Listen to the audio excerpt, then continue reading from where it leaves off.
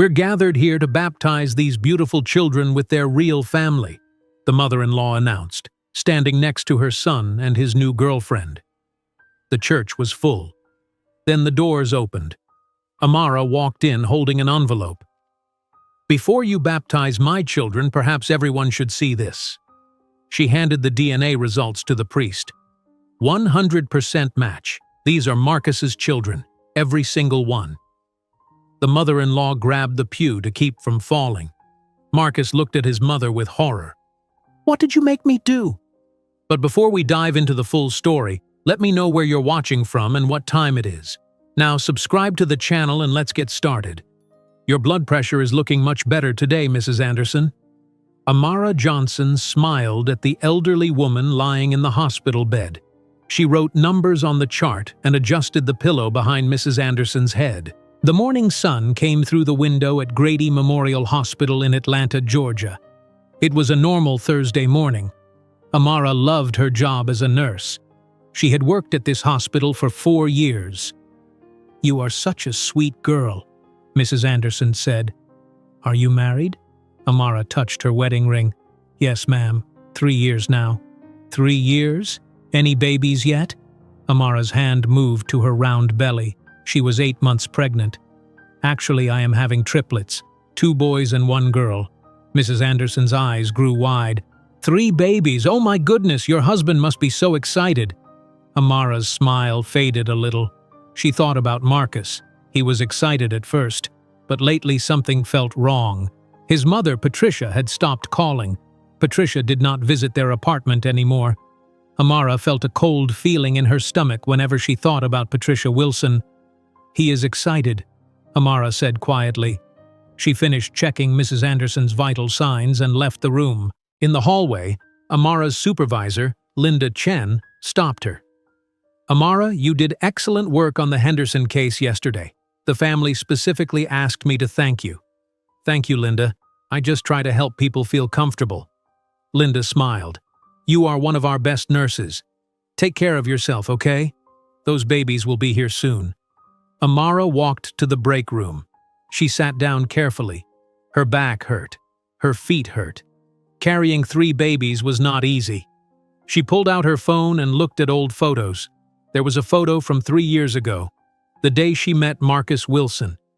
3 years earlier, Marcus had come to Grady Memorial Hospital for a physical exam. His company required all employees to get yearly checkups. Amara was assigned to be his nurse that day. "Hello, I am Amara. I will be checking your vital signs today," she had said. Marcus looked up from his phone. He wore glasses and a button-down shirt. He had neat brown hair and nervous eyes. When he saw Amara, he smiled. "Hi, I am Marcus. I hate needles, just so you know." Amara laughed. "Most people do. Do not worry. I am very gentle." They talked while she checked his blood pressure. Marcus worked as an accountant for a big company downtown. He liked numbers and spreadsheets. Amara told him about nursing school and her parents who had been teachers. "Your parents must be proud of you," Marcus said. Amara's smile disappeared. "They died 2 years ago. Car accident on Interstate 85. "I am so sorry," Marcus said. His voice was genuine. After the appointment ended, Marcus asked for her phone number. Amara normally said no to patients who asked, but something about Marcus felt safe. She said yes. They went on their first date 1 week later. Marcus took her to a restaurant in Midtown. They talked for 4 hours. Marcus told her about his father who died when he was 15. He told her about his mother who lived in a big house in Buckhead. He did not say much about his mother. Amara noticed this, but did not ask questions. They fell in love fast. Marcus called her every night. He brought her coffee before her morning shifts. He made her laugh. After 1 year of dating, Marcus took Amara to Piedmont Park on a Saturday afternoon. "I love this park," Amara said. They walked on the path near the lake. It was spring. Flowers bloomed everywhere. "I know you do. That is why I brought you here." Marcus stopped walking. He reached into his pocket. His hands shook. "Amara, I have never met anyone like you. You are strong and kind, and you make me want to be a better person." He got down on one knee. People walking by stopped to watch. "Will you marry me?" Amara started crying. "Yes! Yes, I will marry you!" The ring was simple. Marcus had saved money for 6 months to buy it. Amara did not care about the size of the ring. She cared about Marcus. She cared about building a life together. But when Marcus told his mother about the engagement, everything changed. Patricia Wilson lived in a mansion in Buckhead with white columns and a circular driveway. Amara had only met Patricia twice before the engagement. Both times, Patricia had been polite but cold. After the engagement, Marcus brought Amara to his mother's house for dinner. Patricia answered the door wearing expensive clothes and too much perfume. "Hello, Amara." "Hello, Mrs. Wilson. Thank you for inviting me." They ate dinner in a formal dining room. Patricia asked questions that felt like tests. Where was Amara's family from? What church did she attend? Did she have money saved? After dinner, Patricia asked to speak with Marcus alone. Amara waited in the living room. She could hear raised voices from the other room. "She is not right for you, Marcus." "Mom, I love her. She is not one of us. You need to marry someone from a good family, someone appropriate." "You mean someone white?" There was silence. Then Patricia spoke again. Her voice was cold. "I am trying to protect you, but if you insist on making this mistake, I cannot stop you." Marcus came back to the living room. His face was red. "We are leaving." In the car, Amara asked, "Your mother does not like me because I am black." Marcus was quiet for a long time. Then he said, "My mother is wrong. I love you. That is what matters." "But you did not say she is wrong about race. You just said you love me." Marcus did not answer. He drove Amara home in silence. Amara almost broke up with Marcus that night, but he called her crying. He said he was sorry. He said he had been raised to believe certain things, but he was learning. He said she was the best thing in his life. Amara believed him. She wanted to believe him. They got married 3 months later at a small ceremony in a courthouse. Amara wore a simple white dress from a department store. Marcus wore his best suit. Keisha Williams, Amara's best friend from nursing school, was the maid of honor. Marcus's friend from work was the best man. Patricia came to the ceremony. She wore black like she was attending a funeral. She smiled when people looked at her, but her eyes were cold. When the judge said, "You may kiss the bride," Patricia's jaw got tight. After the ceremony, Patricia hugged Marcus. She whispered in his ear, "I hope you do not regret this." Amara heard her. She said nothing. This was her wedding day. She would not let Patricia ruin it. Marcus and Amara moved into a small apartment in East Atlanta. It was not fancy. The carpet was old and the kitchen was tiny, but it was theirs. They painted the walls together. They bought furniture from thrift stores. They were happy. Then, 6 months after the wedding, Amara found out she was pregnant. The doctor's office was cold.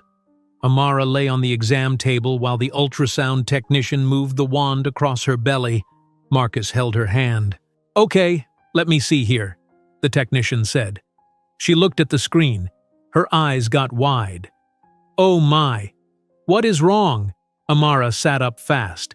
"Nothing is wrong, but you are having triplets. 2 boys and 1 girl." Amara started crying. Marcus started crying. They hugged each other. "3 babies," Marcus whispered. "We are having 3 babies." They drove home in shock. That night they called people to share the news.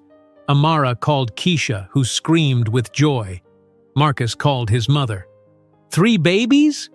Patricia's voice was flat. "How will you afford that?" "We will figure it out, Mom." "You should have waited. You are not ready for this." Marcus hung up the phone. He looked at Amara. "Do not worry about her. We are going to be great parents." Marcus painted the nursery yellow. He put together 3 cribs. He bought baby clothes and diapers. He read books about parenting triplets. For a while, everything felt okay. But Patricia stopped calling. She stopped visiting. 2 months passed without any contact. Amara felt relieved at first, but Marcus seemed sad. He missed his mother even though she hurt him. What Amara did not know was that Patricia was planning. Patricia could not stand that her son married a black woman. She could not stand that Marcus chose Amara over her, so Patricia decided to destroy the marriage. Patricia hired a private investigator named Raymond Cole. She paid him $5,000 in cash. "I need you to follow my daughter-in-law," Patricia said. They met at an expensive coffee shop in Buckhead. "I need proof that she is cheating on my son." Raymond followed Amara for 3 weeks. He watched her drive to work at Grady Memorial Hospital. He watched her drive home. He watched her go to the grocery store and doctor appointments. She never met another man. She never went anywhere suspicious. Raymond reported this to Patricia. "Ma'am, your daughter-in-law goes to work and goes home. That is it. There is no evidence of cheating." Patricia's face turned hard. "Keep looking." But there was nothing to find. So Patricia created evidence herself. She searched through Amara's social media accounts. She found photos from a family barbecue last summer. In one photo, Amara stood next to her cousin Daniel. They were laughing. Other family members stood nearby. Patricia paid someone $300 to edit the photo. The person cropped out everyone except Amara and Daniel. They adjusted the lighting. They made it look like Amara was leaning in to kiss Daniel. Patricia made 5 more fake photos. She saved them on her phone. She waited for the right moment to show Marcus. That moment came on a cold night in December. Amara was making dinner when her water broke. She was standing at the stove. Suddenly, liquid ran down her legs. "Marcus!" she screamed. Marcus ran from the bedroom. "What is wrong? The babies are coming!" They drove to Grady Memorial Hospital, the same hospital where Amara worked, the same hospital where she and Marcus first met. Nurses rushed her to a delivery room. The labor lasted 18 hours. Amara screamed and cried. Marcus held her hand the whole time. Finally, at 2 o'clock in the morning, the first baby was born. A boy. "Isaiah," Amara whispered. She named him after her father. 10 minutes later, the second baby was born. Another boy. "Elijah," Marcus said. He named him after his father. 15 minutes after that, the third baby was born. A girl. "Zara," Amara and Marcus said together. The babies were perfect. They were healthy.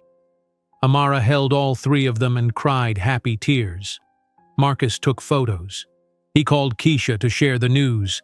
He was so happy he was shaking.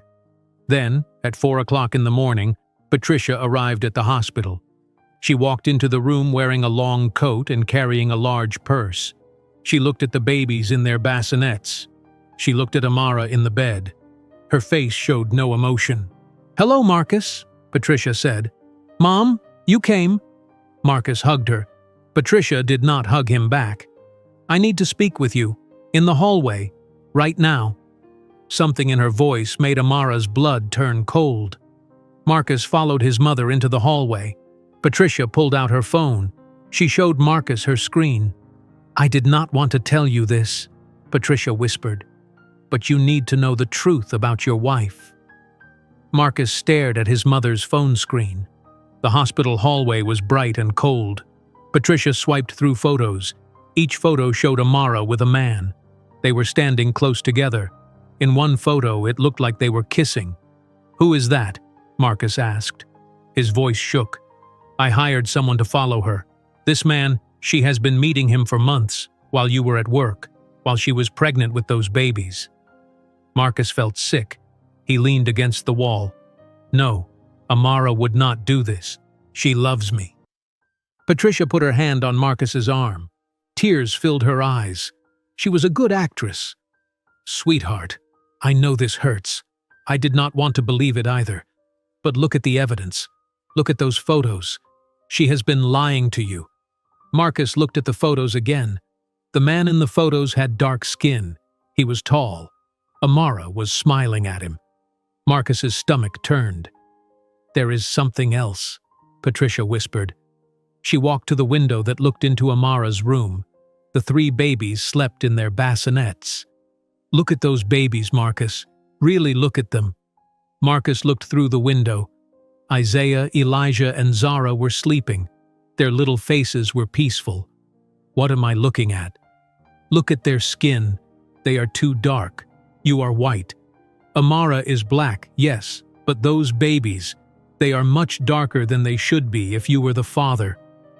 Marcus felt like the floor was moving under his feet. He had never thought about what color the babies would be. He just thought they would be his babies. But now his mother was planting doubt in his mind. "Mom, I do not know. Babies come in different shades. Marcus, listen to me." Patricia grabbed both his arms. "She used you. She married you for money and stability. She got pregnant with another man's baby, with 3 babies, and she is trying to make you think they are yours. Do you want to raise another man's children? Do you want to waste your life on a woman who betrayed you?" Marcus pulled away from his mother. He walked to the window. He looked at the babies. He looked at Amara sleeping in the hospital bed. She looked exhausted. Her hair was messy. She had given birth 18 hours ago. Part of Marcus did not want to believe his mother. Part of Marcus wanted to walk back into that room and hold his wife. But another part of Marcus, a part he did not want to admit existed, believed his mother. That part had been taught to doubt. That part had absorbed racism without knowing it. "What should I do?" Marcus asked. "You should leave her. You should end this marriage before it destroys you completely." Marcus closed his eyes. When he opened them, his face was hard. "Okay." He walked back into Amara's room. Amara was awake now.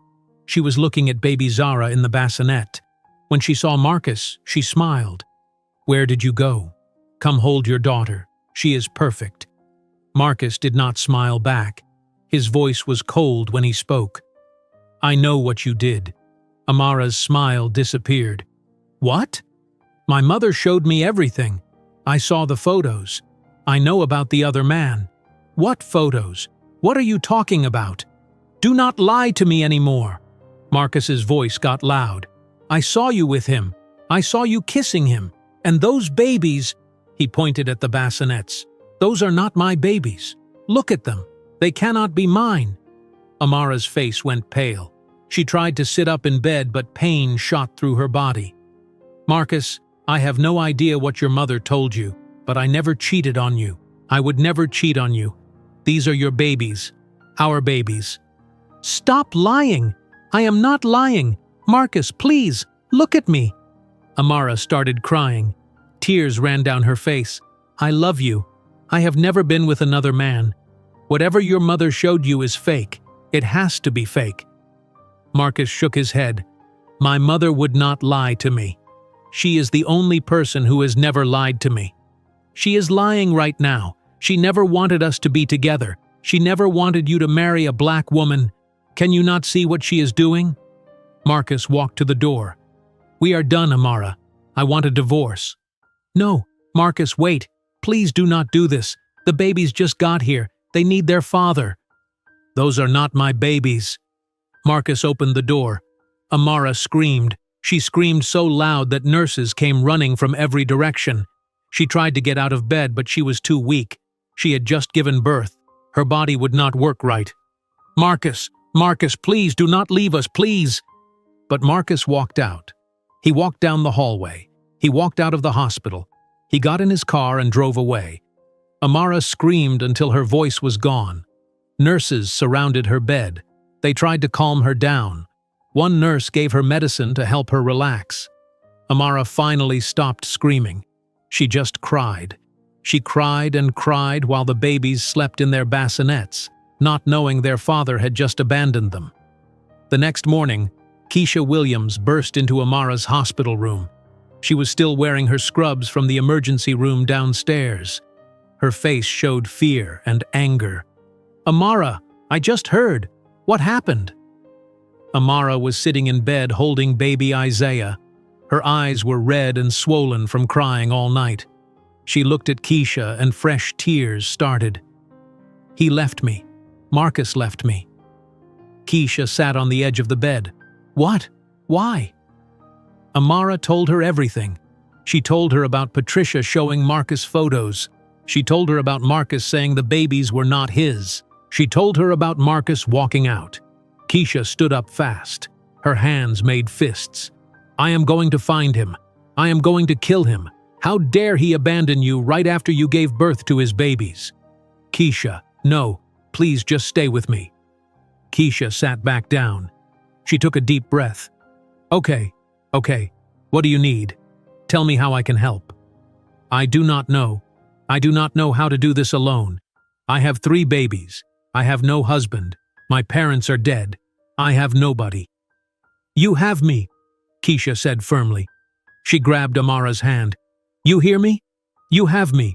I am not going anywhere. We are going to get through this. Amara leaned her head on Keisha's shoulder and cried. Keisha held her and let her cry. Those photos Patricia showed him, they have to be fake, Keisha said. You never cheated. I know you. We need to prove it somehow. How? Marcus believes his mother. He always believes his mother, even when he knows she is wrong. Then he is weak, Keisha said, and you deserve better.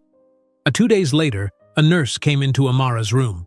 Ms. Johnson, the doctor says you and the babies can go home today. Home. The word felt empty. Amara looked around the room. She had 3 car seats, 3 babies, no husband, no car. She called Keisha. Can you take me home? I am already on my way. Keisha arrived 1 hour later. She brought her husband Andre to help carry things. Together, they loaded the 3 car seats into Keisha's van. They drove to Amara's apartment in East Atlanta. When they walked inside, Amara stopped breathing. Marcus's things were gone. His clothes from the closet, his toothbrush from the bathroom, his shoes from the front door. He had come while she was in the hospital and taken everything. Amara walked to the nursery. The 3 cribs Marcus had built were still there. The yellow walls Marcus had painted were still there. But Marcus was gone. She sat on the floor in the nursery. Isaiah, Elijah, and Zara were crying in their car seats. They needed to be fed. They needed to be changed. But Amara could not move. Keisha and Andre took the babies out of their car seats. They changed diapers. They made bottles. They did everything while Amara sat on the floor and stared at the yellow walls. Amara, Keisha said gently, you need to eat something. Come to the kitchen. I cannot do this, Amara whispered. I cannot raise 3 babies alone. Yes, you can. You are the strongest person I know. I am not strong. I am broken. Keisha sat on the floor next to Amara. Then we will put you back together, one day at a time. But right now you need to eat. Those babies need you alive and healthy. Come on. Keisha helped Amara stand up. They walked to the kitchen. Keisha had brought food from home. She made Amara a plate. Eat, Keisha ordered. Amara ate. The food had no taste, but she ate because Keisha told her to. That same night, Marcus sat in his childhood bedroom at Patricia's mansion in Buckhead. The room looked exactly like it did when he was in high school. His mother had not changed anything. Patricia knocked on the door and came in carrying a tray. I made your favorite, pot roast with mashed potatoes. Marcus looked at the food. He was not hungry. Thanks, Mom. Patricia sat on the edge of the bed. I know today was hard, but you did the right thing. You have to trust me. Do I? Marcus looked at his mother. Amara said you never wanted us to be together. She said you lied. Of course she said that. She is trying to manipulate you. That is what people like her do. People like her? Patricia stood up fast. I did not mean it that way. I meant people who lie and cheat.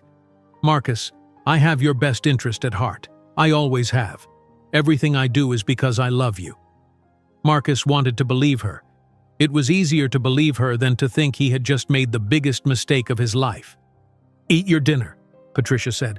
Tomorrow is a new day. We will figure everything out. She left the room. Marcus stared at the pot roast. He picked up his phone. He looked at old photos of Amara. In every photo, she was smiling. She looked happy. She looked in love. Marcus felt something break inside his chest. But he put the phone down and ate his dinner like his mother told him to. That night, Marcus lay awake in his childhood bedroom and whispered to himself, "Why does this feel so wrong?" Marcus did not sleep that night. He stared at the ceiling of his childhood bedroom. The house was quiet. Too quiet. At the apartment with Amara, there was always noise, music playing, Amara humming while she cooked, her laughter when they watched movies together. Now there was only silence. He thought about the babies. 3 babies. Isaiah, Elijah, and Zara. Were they crying right now? Was Amara okay? Could she feed all 3 of them by herself? Marcus shook his head. Those were not his babies. His mother showed him proof. He had to stop thinking about them. But he could not stop. Amara woke up to the sound of crying. She looked at the clock on her nightstand. It was 2:30 in the morning. She had been asleep for 1 hour. Before that, she fed all 3 babies and changed all their diapers. It took her 2 hours to do everything alone. She got out of bed. Her body hurt everywhere. Giving birth to triplets damaged her body. The doctor said she needed rest. But how could she rest when 3 babies needed her every 3 hours? She walked to the nursery. All 3 babies were crying now. Isaiah's cry was loud and angry. Elijah's cry was softer. Zara cried in short bursts. Okay, Mama is here," Amara whispered. She picked up Isaiah first. She sat in the rocking chair and tried to feed him a bottle. Her hands shook from exhaustion. This was her life now. Every 3 hours, the babies woke up. Every 3 hours, she had to feed them, burp them, change them, and rock them back to sleep. Then she had 3 hours to sleep before it started again. Except it was never really 3 hours.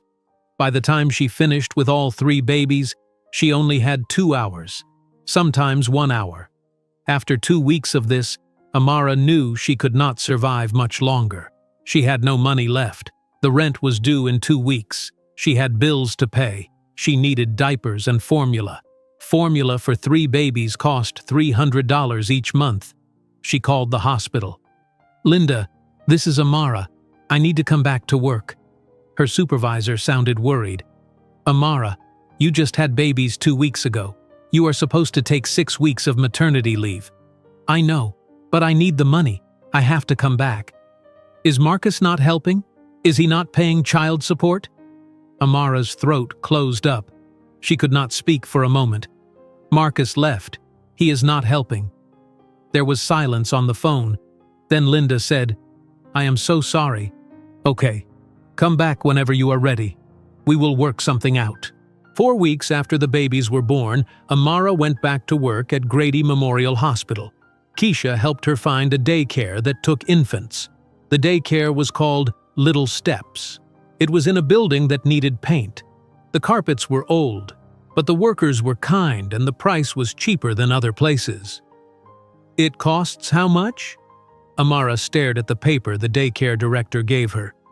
$150 per week per child, so $450 per week for all 3. Amara did the math in her head. That was $1,800 each month. Her paycheck from the hospital was $2,000 each month after taxes. She only had $200 left for rent, food, electricity, water, diapers, and formula. It was impossible. "I will take it," Amara said. She had no choice. Amara worked 12-hour shifts at the hospital. Her feet hurt so badly that she cried in the supply closet during her breaks. Her back hurt from lifting patients. Her breasts hurt because she was trying to pump milk for the babies, but her body was too stressed to make enough milk. After work, she picked up the babies from daycare. She drove home to her small apartment. She fed them, bathed them, and put them to bed. Then she had 2 hours before they woke up again. 2 hours was not enough. Not enough to sleep. Not enough to clean. Not enough to live. Keisha came over one evening with bags of groceries. "When was the last time you ate a real meal?" "I do not remember." "Amara, you are going to get sick. You cannot keep going like this." "I do not have a choice. I need money. The rent is due in 3 days, and I do not have enough." Keisha put money on the kitchen counter, $200 in cash. "Take this." "No, Keisha, you have your own family. I cannot take your money." "Yes, you can. Take it. Pay your rent. Feed my god babies. I will help you figure out something else for next month." Amara cried. She hugged Keisha. "Thank you. I do not know what I would do without you." "You will never have to find out." But Keisha could not give Amara $200 every month. Keisha had 3 children of her own. Her husband Andre worked as a mechanic. They had their own bills. Amara needed another job. She found a position cleaning offices downtown. The company was called Night Clean Services.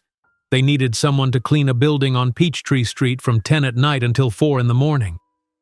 "Can I bring my babies with me?" Amara asked the manager during the phone interview. The manager hesitated. "That is unusual.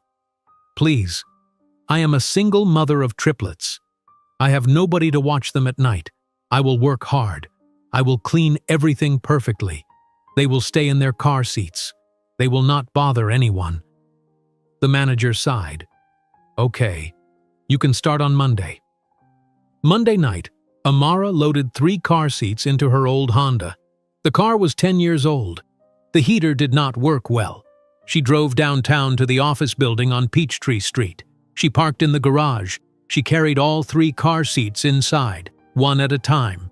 Then she went back for her cleaning supplies. The building had 15 floors. She had to clean the 3rd floor and the 4th floor, vacuum the carpets, empty the trash cans, clean the bathrooms, wipe down the desks. She put the 3 car seats in the hallway. Isaiah slept. Elijah slept. But Zara cried. Amara picked her up. "Shh, baby girl, Mama has to work. Please sleep." But Zara would not sleep. She cried while Amara vacuumed. She cried while Amara emptied trash cans. Finally, Amara stopped working. She sat on the floor in the hallway. She fed Zara a bottle. She rocked her. She sang to her. "Hush, little baby, do not say a word. Mama is going to buy you a mockingbird." Zara finally fell asleep. Amara put her back in the car seat. Then she kept cleaning. She finished at 4:30 in the morning. She was supposed to finish at 4, but Zara's crying made her late. She drove home. She carried the babies inside. She had 1 hour before they woke up to eat again. She fell asleep on the couch, still wearing her clothes. This became her life. Work at the hospital from 7 in the morning until 7 at night. Pick up the babies from daycare. Feed them. Drive downtown. Clean offices until 4 in the morning. Drive home. Sleep for 1 hour. Wake up and do it all again. Amara lost 15 pounds. Her hair started falling out. She cried in the shower where the babies could not hear her. Meanwhile, Marcus sat at his desk at the accounting firm downtown. He stared at a spreadsheet. The numbers made no sense. He had been looking at the same spreadsheet for 2 hours. His boss, Mr. Richard Chen, stopped at his desk. "Marcus, is everything okay? You have been making a lot of mistakes lately." "I am sorry, sir. I will fix them." "Is something going on at home?" Marcus wanted to say yes.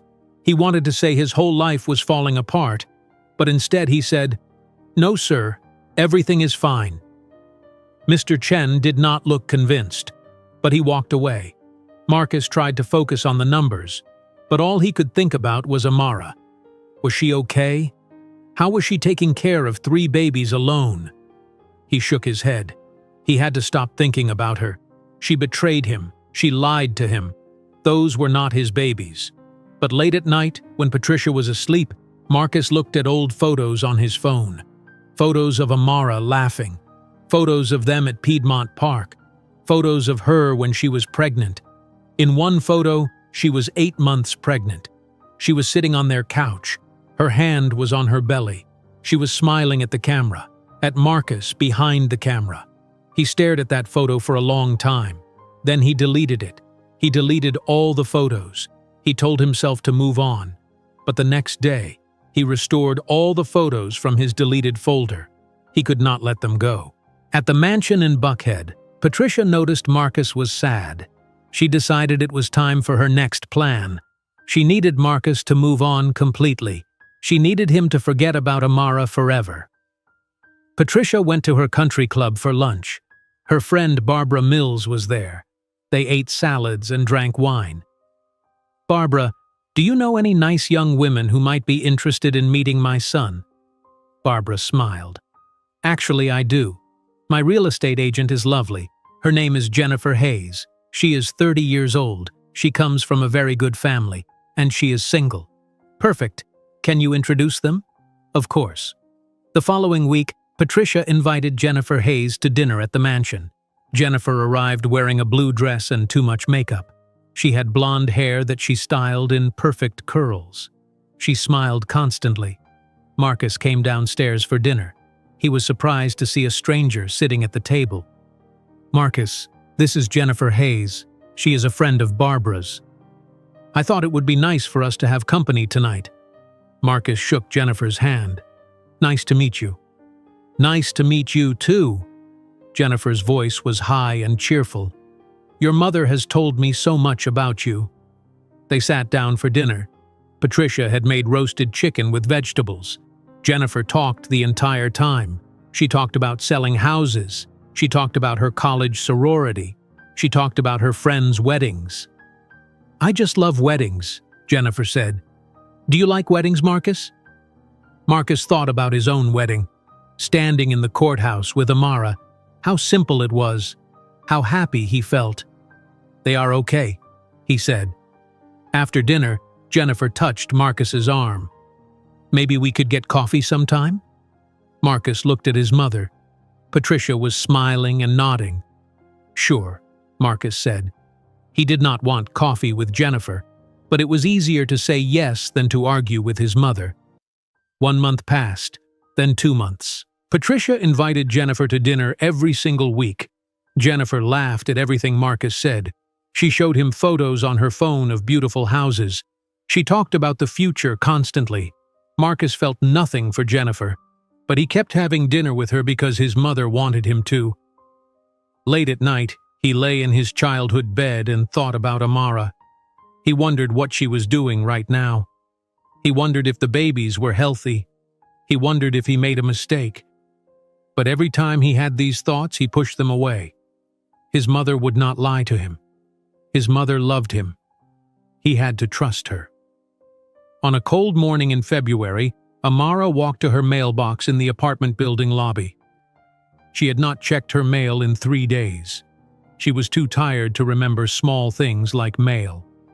She opened the small metal box. Inside were bills, an electric bill, a water bill, and a large envelope with a court seal on it. Her hands started shaking. She opened the envelope right there in the lobby. She pulled out official papers with blue stamps and signatures. The words at the top said, "Petition for Grandparents' Rights and Custody." Amara read the first paragraph. Patricia Wilson was suing her for custody of Isaiah, Elijah, and Zara. The papers fell from Amara's hands and scattered on the lobby floor. Amara bent down to pick up the papers. Her legs felt weak. She read the document again. The words made her sick. The petitioner, Patricia Wilson, seeks full custody of the minor children Isaiah Johnson, Elijah Johnson, and Zara Johnson. The petitioner claims the mother is unfit to care for said children due to neglect, abandonment, and financial instability. Amara sat down right there on the lobby floor. Her neighbor, Mrs. Rodriguez, walked by to check her own mail. "Are you okay, honey?" Mrs. Rodriguez asked. Amara could not speak. She just shook her head. Mrs. Rodriguez saw the papers. "Oh no, is everything all right? My mother-in-law is trying to take my babies." Mrs. Rodriguez helped Amara stand up. "You need to call someone. You need help." Amara went back to her apartment. The babies were still asleep. She sat at the kitchen table and read every word of the court papers. Patricia claimed Amara left the babies alone at night. Patricia claimed Amara had no money for food or medical care. Patricia claimed the apartment was dirty and unsafe.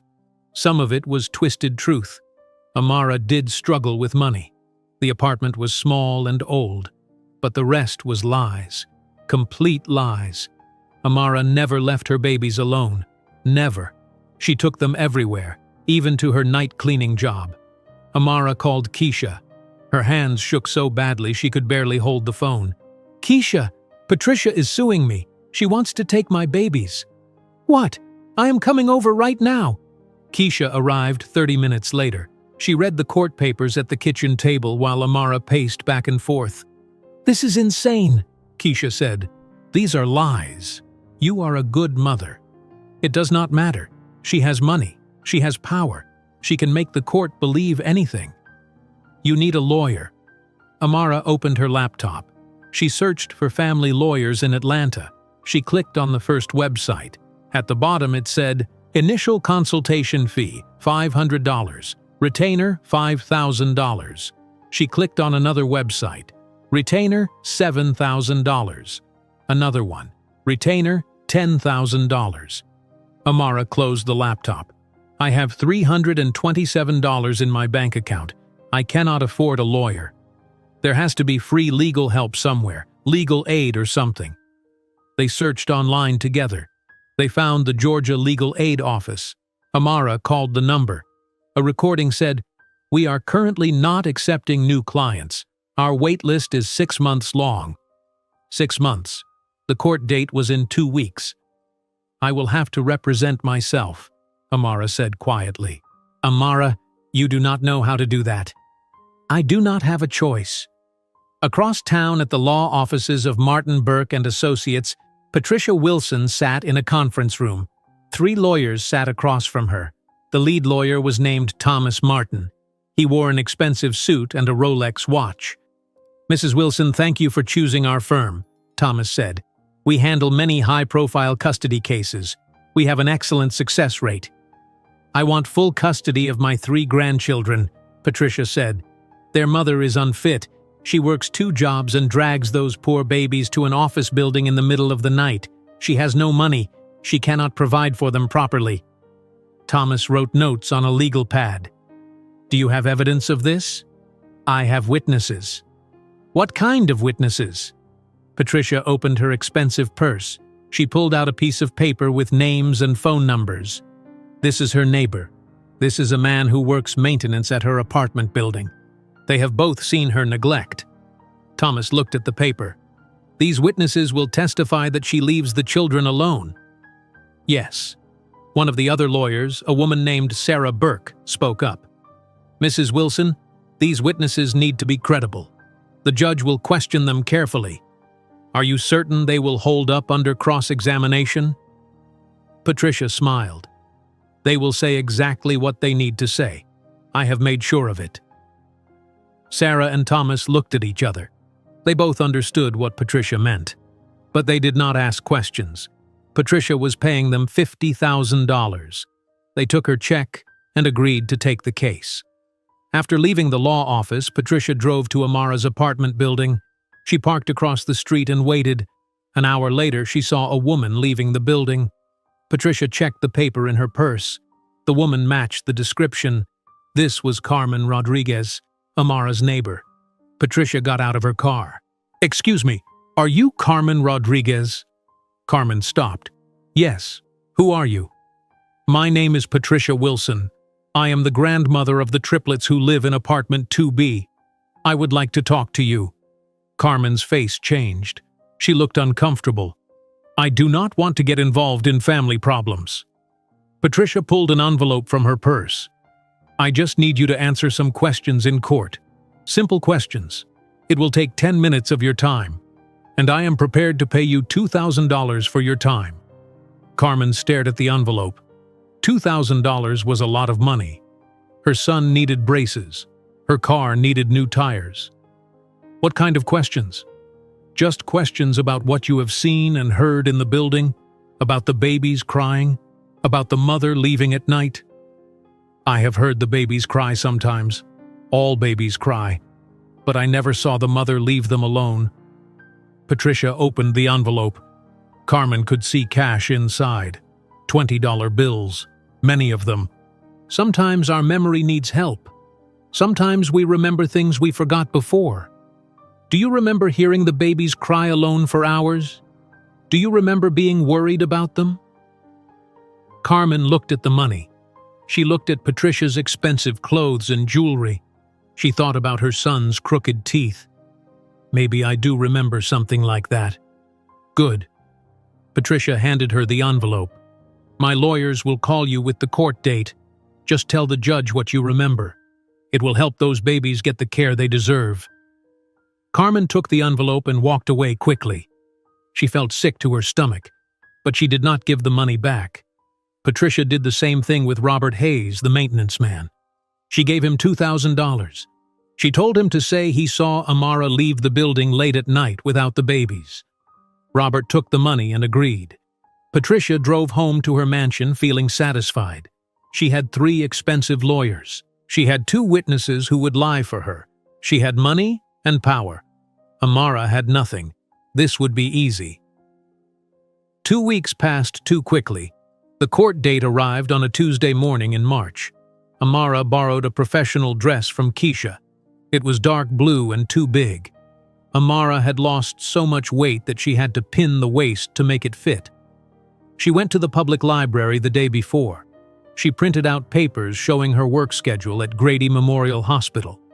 She printed medical records showing the triplets had attended every doctor appointment. The babies were healthy. They were gaining weight properly. They had received all their vaccinations on time. Amara put all the papers in a folder. Her hands shook as she organized them. You can do this, Keisha said. Keisha had come to the library to help. Just tell the truth. Show them the medical records. The judge will see you are a good mother. But Amara was terrified. She had never been to court before. She did not know the rules. She did not know how to object or how to question witnesses. She watched YouTube videos about representing yourself in court, but it was not enough. That night, Amara could not sleep. She held her babies, Isaiah, Elijah, and Zara. They were 4 months old now. Isaiah smiled when he saw her face. Elijah grabbed her finger with his tiny hand. Zara made happy noises. I will not let her take you, Amara whispered. I promise. Tuesday morning, Amara dropped the babies at Little Steps Daycare. The workers knew about the court case. Good luck, honey, the director said. We will pray for you. Amara drove to the Fulton County Courthouse in downtown Atlanta. The building was huge and gray. She walked through security. She found the right courtroom on the 3rd floor. Patricia was already there. She sat on a bench in the hallway wearing an expensive cream-colored suit and pearls. 3 lawyers in dark suits sat next to her. They were looking at papers and talking quietly. When Patricia saw Amara, she smiled. It was a cold smile, a smile that said, I have already won. Amara sat on a bench far away. She clutched her folder. She said a prayer. She prayed for strength. She prayed for truth. She prayed that the judge would see Patricia's lies. A bailiff opened the courtroom doors. Wilson versus Johnson. All parties please enter. Amara walked into the courtroom. Her legs felt like water. The room was formal and cold. Wood panels on the walls. An American flag in the corner. The judge's bench was high up, empty for now. Patricia and her 3 lawyers sat at one table. Amara sat alone at the other table. The difference was obvious. Money versus poverty. Power versus helplessness. A side door opened. All rise for the Honorable Judge Harrison Matthews. Everyone stood. Judge Matthews walked in wearing black robes. He was a white man with gray hair and glasses. He looked about 65 years old. His face showed no emotion. Please be seated, he said. His voice was deep. We are here today for a hearing regarding grandparents' rights and temporary custody. Mrs. Wilson, your lawyers may begin. Thomas Martin stood up. He was smooth and confident. Thank you, Your Honor. We are here today because 3 innocent children are suffering. Their mother, Amara Johnson, is unable to provide proper care. She works excessive hours. She has no support system. She takes these infants to an office building in the middle of the night where they cry unattended. We have witnesses who will testify to her neglect. Amara wanted to stand up and scream that it was all lies, but she stayed quiet. Her turn would come. Thomas called Carmen Rodriguez to the witness stand. Carmen walked in wearing church clothes. She would not look at Amara. She put her hand on the Bible and swore to tell the truth. Ms. Rodriguez, you live in the same apartment building as Ms. Johnson, is that correct? Thomas asked. Yes. Have you heard the babies crying? Carmen hesitated. Then she said, yes. I have heard them cry for hours, late at night. It sounded like nobody was there with them. It was a lie, a complete lie. Amara felt tears burn her eyes. Thomas asked more questions. Carmen answered carefully. She made Amara sound like a terrible mother. When Thomas finished, he sat down. Judge Matthews looked at Amara. Ms. Johnson, do you wish to cross-examine this witness? Amara stood up. Her hands shook so badly that the paper she was holding rattled. Your Honor, everything they said is a lie, and I can prove it. Judge Matthews looked at Amara over his glasses. Ms. Johnson, this is not the time for general statements. Do you have specific questions for this witness? Amara looked at Carmen Rodriguez sitting in the witness stand. Carmen still would not meet her eyes. Amara's voice shook when she spoke. Ms. Rodriguez, you said you heard my babies crying alone for hours. What date did this happen? Carmen looked confused. I do not remember the exact date. Was it in January? February? March? I am not sure. It happened multiple times. Amara opened her folder with shaking hands. Your Honor, I have my work schedules here. I work at Grady Memorial Hospital from 7 in the morning until 7 at night. Then I work cleaning offices from 10 at night until 4 in the morning. My babies are either at daycare or with me at all times. They are never alone. Thomas Martin stood up quickly. Objection, Your Honor. The witness did not say the babies were alone during those specific hours. She said she heard crying that suggested they might be unattended. Judge Matthews nodded. Sustained. Ms. Johnson, please ask the witness questions. Do not make statements. Amara felt lost. She did not understand the rules. Ms. Rodriguez, did you ever see me leave the apartment without my babies? No, Carmen admitted quietly. Did you ever see my babies alone? No. Then how do you know they were alone? Carmen looked at Patricia. Patricia's face was stern. I heard them crying. It sounded like nobody was helping them. Babies cry even when their mother is with them, Amara said. Her voice got louder. My babies cry when I am changing their diapers. They cry when I am feeding them. Crying does not mean they are alone. Ms. Johnson, please control your tone, Judge Matthews said. Amara sat down. She felt defeated. Carmen left the witness stand. Next, Thomas Martin called Robert Hayes, the maintenance man. Robert testified that he saw Amara leave the building at night without the babies. Another lie that Patricia paid for. Amara asked him, "What time did you see me leave?" "Around 10 at night." "And you are sure the babies were not with me?" "Yes." "Mr. Hayes, I carry 3 car seats to my car every night for my cleaning job. The car seats weigh 20 pounds each. How could you miss seeing me carry 60 pounds of car seats and babies?" Robert shifted in his seat. It was dark. Maybe I did not see clearly. "So you are not sure what you saw?" "I am sure I saw you leave." It was useless. Patricia had prepared her witnesses well. They stuck to their lies. Then it was Amara's turn to present evidence. She stood at her table because she did not know she was supposed to take the witness stand. Judge Matthews told her to sit in the witness box. She walked over and sat down. She felt small and alone. "Your Honor, I brought medical records for Isaiah, Elijah, and Zara." She handed papers to the bailiff, who gave them to the judge. "You can see they have attended every doctor appointment. They are healthy. They are gaining weight properly. They have all their vaccinations." Judge Matthews looked through the papers. His face showed nothing. These records show the children are receiving medical care. That is good. Amara felt a small bit of hope. I also have my work schedule from the hospital. I am a good employee. My supervisor wrote a letter saying I am reliable and hardworking. She handed over more papers. Judge Matthews read the letter from Linda Chen. He nodded slowly. Ms. Johnson, nobody is questioning your work ethic. The question is whether you can adequately care for 3 infants while working 2 jobs. I do everything for my babies. I feed them, bathe them, take them to the doctor. I love them. They are my whole world.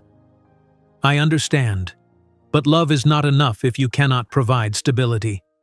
Amara felt her throat close. I am doing my best. I work 2 jobs because I need money for food and diapers and rent.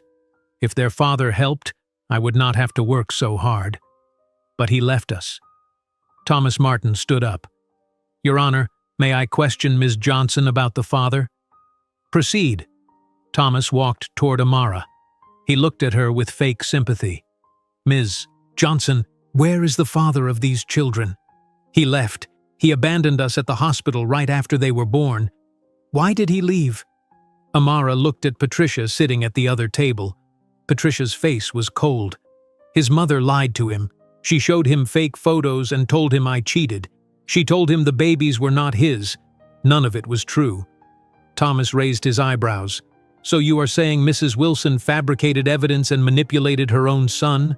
Yes, that is exactly what happened. Do you have proof of this?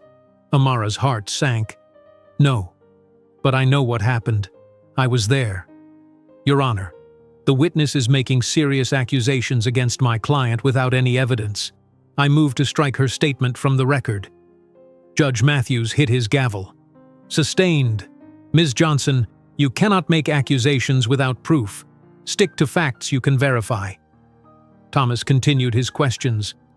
Ms. Johnson, how large is your apartment? It is a 2-bedroom apartment. How much do you pay in rent? $800 a month. And how much do you earn from both jobs? About $3,000 a month. Thomas did math on his fingers in an exaggerated way. So after rent, daycare, utilities, food, diapers, and formula, how much money do you have left? Amara's voice was barely a whisper. Not much. Can you afford to buy the children toys, books, proper clothing? I buy what they need. What about what they deserve? Mrs. Wilson has a 6-bedroom home in Buckhead. She has the financial resources to provide everything these children need. She has time to devote to their care. Can you honestly say you can provide the same level of care? Tears started running down Amara's face. I can provide love. I can provide their mother. That is what they need most. Love does not pay for food, Ms. Johnson. Amara wiped her tears. She looked at Judge Matthews. Your Honor, I am tired. I work 2 jobs and I am exhausted all the time, but I have never missed a feeding. I have never missed a doctor's appointment. I have never left my babies alone.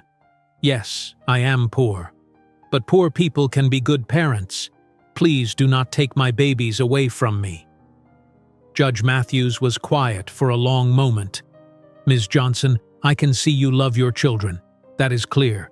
But I have to consider what is in their best interest. 3 infants require constant care and attention. They require resources. I am their mother. Please. The judge wrote notes on his paper.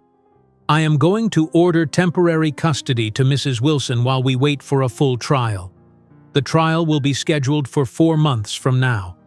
During this time, Ms. Johnson, you will have supervised visitation twice per week for 2 hours each visit. This will give you time to improve your financial situation and living conditions. Amara felt the room spin. No, please, you cannot do this. My decision is final. This hearing is adjourned. Judge Matthews hit his gavel. Amara jumped up from the witness stand. No, you cannot take my babies. They need me. She started running toward the judge's bench. She did not know what she was doing. She just knew she had to make him understand. 2 security guards grabbed her arms. Ma'am, You need to calm down. Let me go. He cannot take my babies. They are mine. Amara screamed and pulled against the guards. Please, Your Honor, please. Judge Matthews had already left through his private door. He did not look back. Keisha ran into the courtroom. She had been waiting in the hallway. Amara! Amara, stop! The security guards held Amara's arms behind her back. She stopped fighting. She just cried. Her whole body shook with sobs. Patricia stood up and smoothed her suit. She picked up her purse. She walked past Amara without looking at her. Her 3 lawyers followed her out. The security guards let Amara go. She fell to her knees on the courtroom floor. Keisha knelt down next to her and held her. "They are taking my babies," Amara sobbed. "They are taking my babies. I know, honey. I know. We will fight this. This is not over." But it felt over. It felt like Amara had lost everything. That afternoon, Amara was at her apartment with the triplets. She had picked them up from daycare after the hearing. She held all 3 of them even though her arms hurt. She kissed their faces over and over. Someone knocked on the door. Amara looked through the peephole. Patricia stood there with a woman in professional clothes and 2 police officers. Amara's blood turned cold. She did not open the door. Patricia knocked again. "Ms. Johnson, please open the door. We are here by court order to transfer custody of the children." "Go away!" Amara screamed. One of the police officers spoke through the door. "Ma'am, we have a court order. If you do not open the door, we will have to force entry. Please cooperate." Amara looked at her babies. Isaiah was sleeping in his bouncy seat. Elijah was on a blanket on the floor. Zara was in Amara's arms. She opened the door slowly. The woman in professional clothes stepped forward. She had kind eyes but a firm voice. "Ms. Johnson, my name is Laura Peters. I am a social worker with Child Protective Services. I am here to facilitate the custody transfer as ordered by Judge Matthews." "Please do not do this," Amara begged. "They are 4 months old. They need their mother. They will be scared." "I understand this is difficult, but we have to follow the court order. If you refuse to comply, you will be arrested and you will lose all visitation rights." Amara looked at the 2 police officers. They had their hands on their belts. They were ready to arrest her if she resisted. She had no choice. Amara picked up Isaiah from his bouncy seat. She kissed his forehead. "Mama loves you so much. I am going to get you back. I promise." She handed him to Laura Peters. Then she picked up Elijah from the floor. He smiled at her. He did not understand what was happening. "You are such a sweet boy. Mama will see you soon." She handed him to Patricia. Patricia took Elijah without emotion. She looked at him like he was an object, not a grandchild. Finally, Amara held Zara, her baby girl. Zara grabbed Amara's hair with her tiny fist. "I love you, Zara. I love you so much. Be brave for Mama." She kissed Zara one more time and handed her to Laura Peters. The social worker, Patricia, and the police officers left with all 3 babies. Amara stood in her doorway and watched them walk down the hall. She watched them get in the elevator. She watched the doors close. Then she went back inside her apartment. She closed the door. She looked at the empty bouncy seat, the empty blanket on the floor, the bottles in the sink. She sat down on the floor and screamed. She screamed until her voice was gone. Hours later, the apartment door opened. Keisha walked in. She had used the spare key Amara gave her months ago. She found Amara sitting on the floor of the nursery. Amara was staring at the 3 empty cribs. Her face was blank. She had no tears left. Keisha sat down on the floor next to her. They sat in silence for a long time. Finally, Keisha spoke. "You need to fight, Amara. Get a DNA test." Amara turned to look at Keisha. Her eyes were red and empty. "What?" "A DNA test. You need to prove Marcus is the father. Once you have scientific proof, Patricia's whole story falls apart. The court will see she lied about everything." Amara shook her head slowly. "Marcus does not want anything to do with us. He will not agree to a DNA test." You do not need his permission. You just need a sample from one of the babies and a sample from him. Or you can do the test with just you and one of the babies. It will show you are the mother, and there is no other man.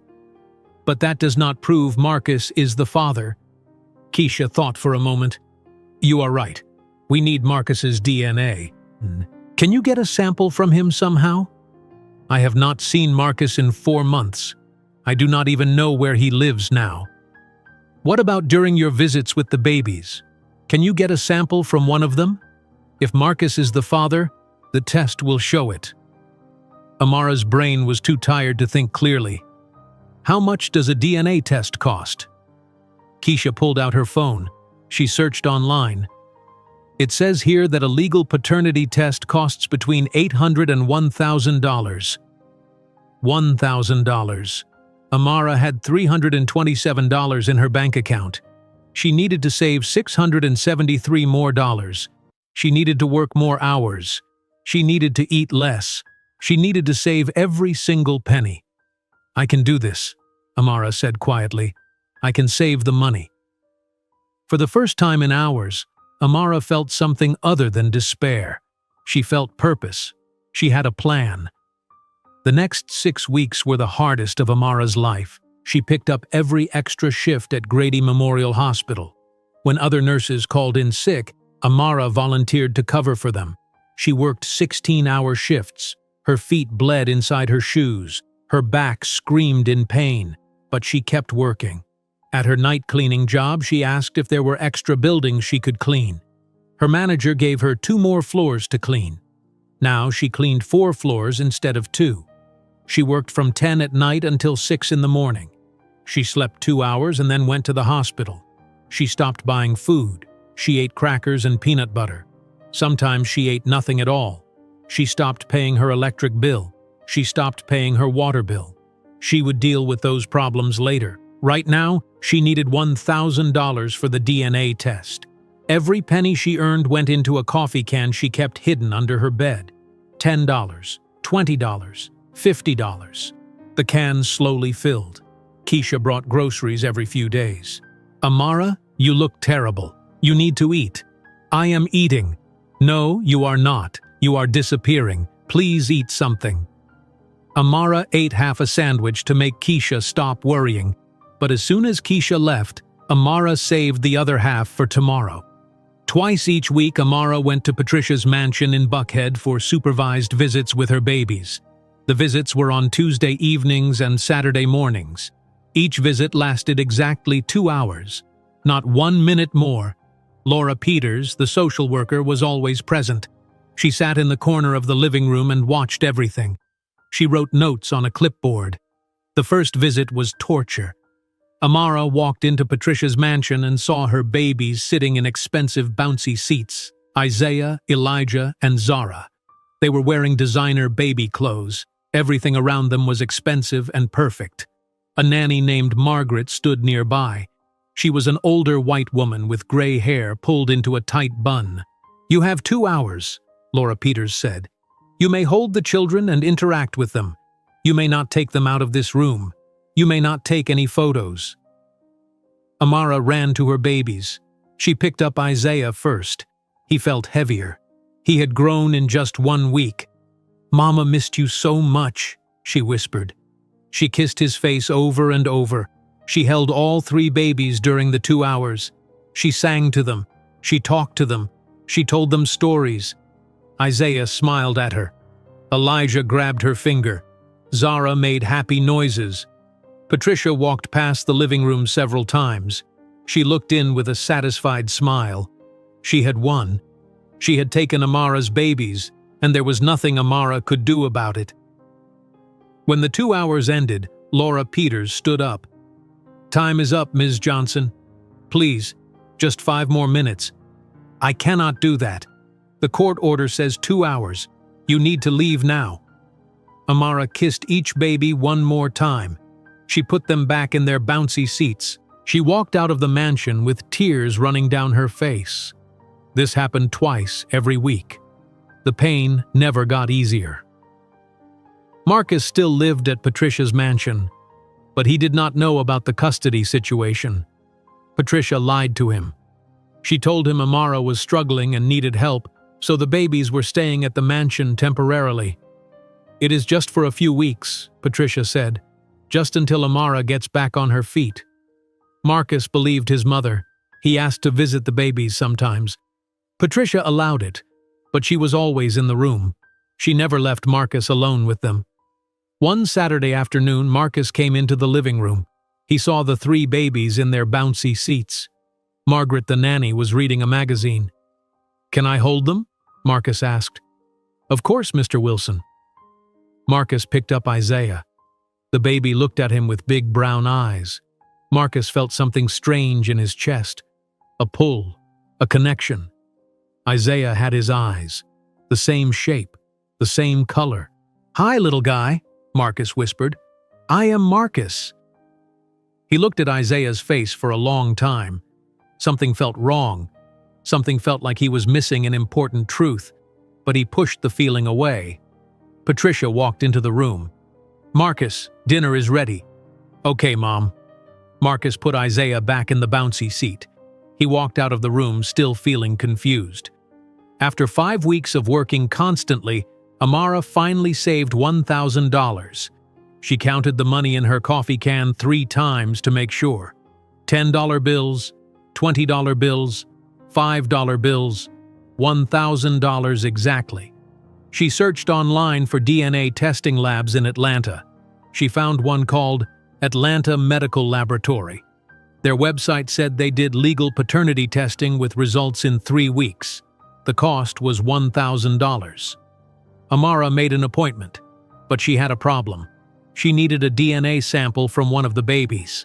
How could she get it during a supervised visit? She bought a DNA testing kit at a pharmacy. The kit came with 2 cotton swabs in sealed packages. The instructions said to swab the inside of the person's cheek for 10 seconds, then put the swab in the sealed container. It was simple, but she had to do it without the social worker seeing. The next visit was on a Tuesday evening. Amara arrived at Patricia's mansion at 6 o'clock. Laura Peters was already there.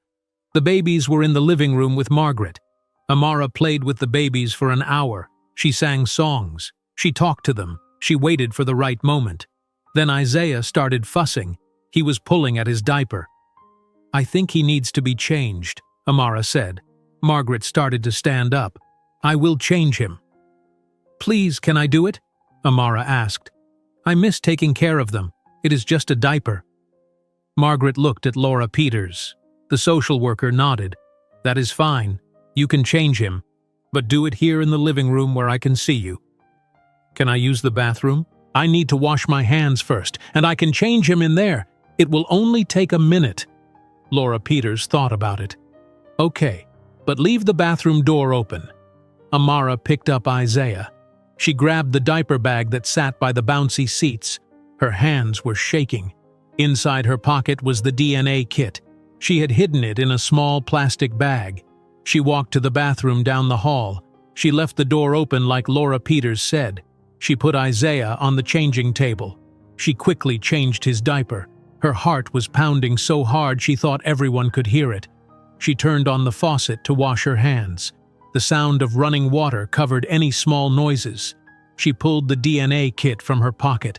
She opened one of the sealed swabs. She opened Isaiah's mouth gently.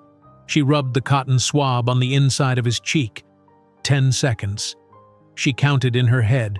1, 2, 3, 4, 5, 6, 7, 8, 9, 10. She pulled the swab out and put it in the sealed container. She closed the container and put it back in the plastic bag. She shoved it deep in her pocket. The whole thing took less than 60 seconds. She finished washing her hands. She picked up Isaiah and walked back to the living room. Her face was calm, but her heart was racing. "Everything okay?" Laura Peters asked. "Yes, he is all clean now."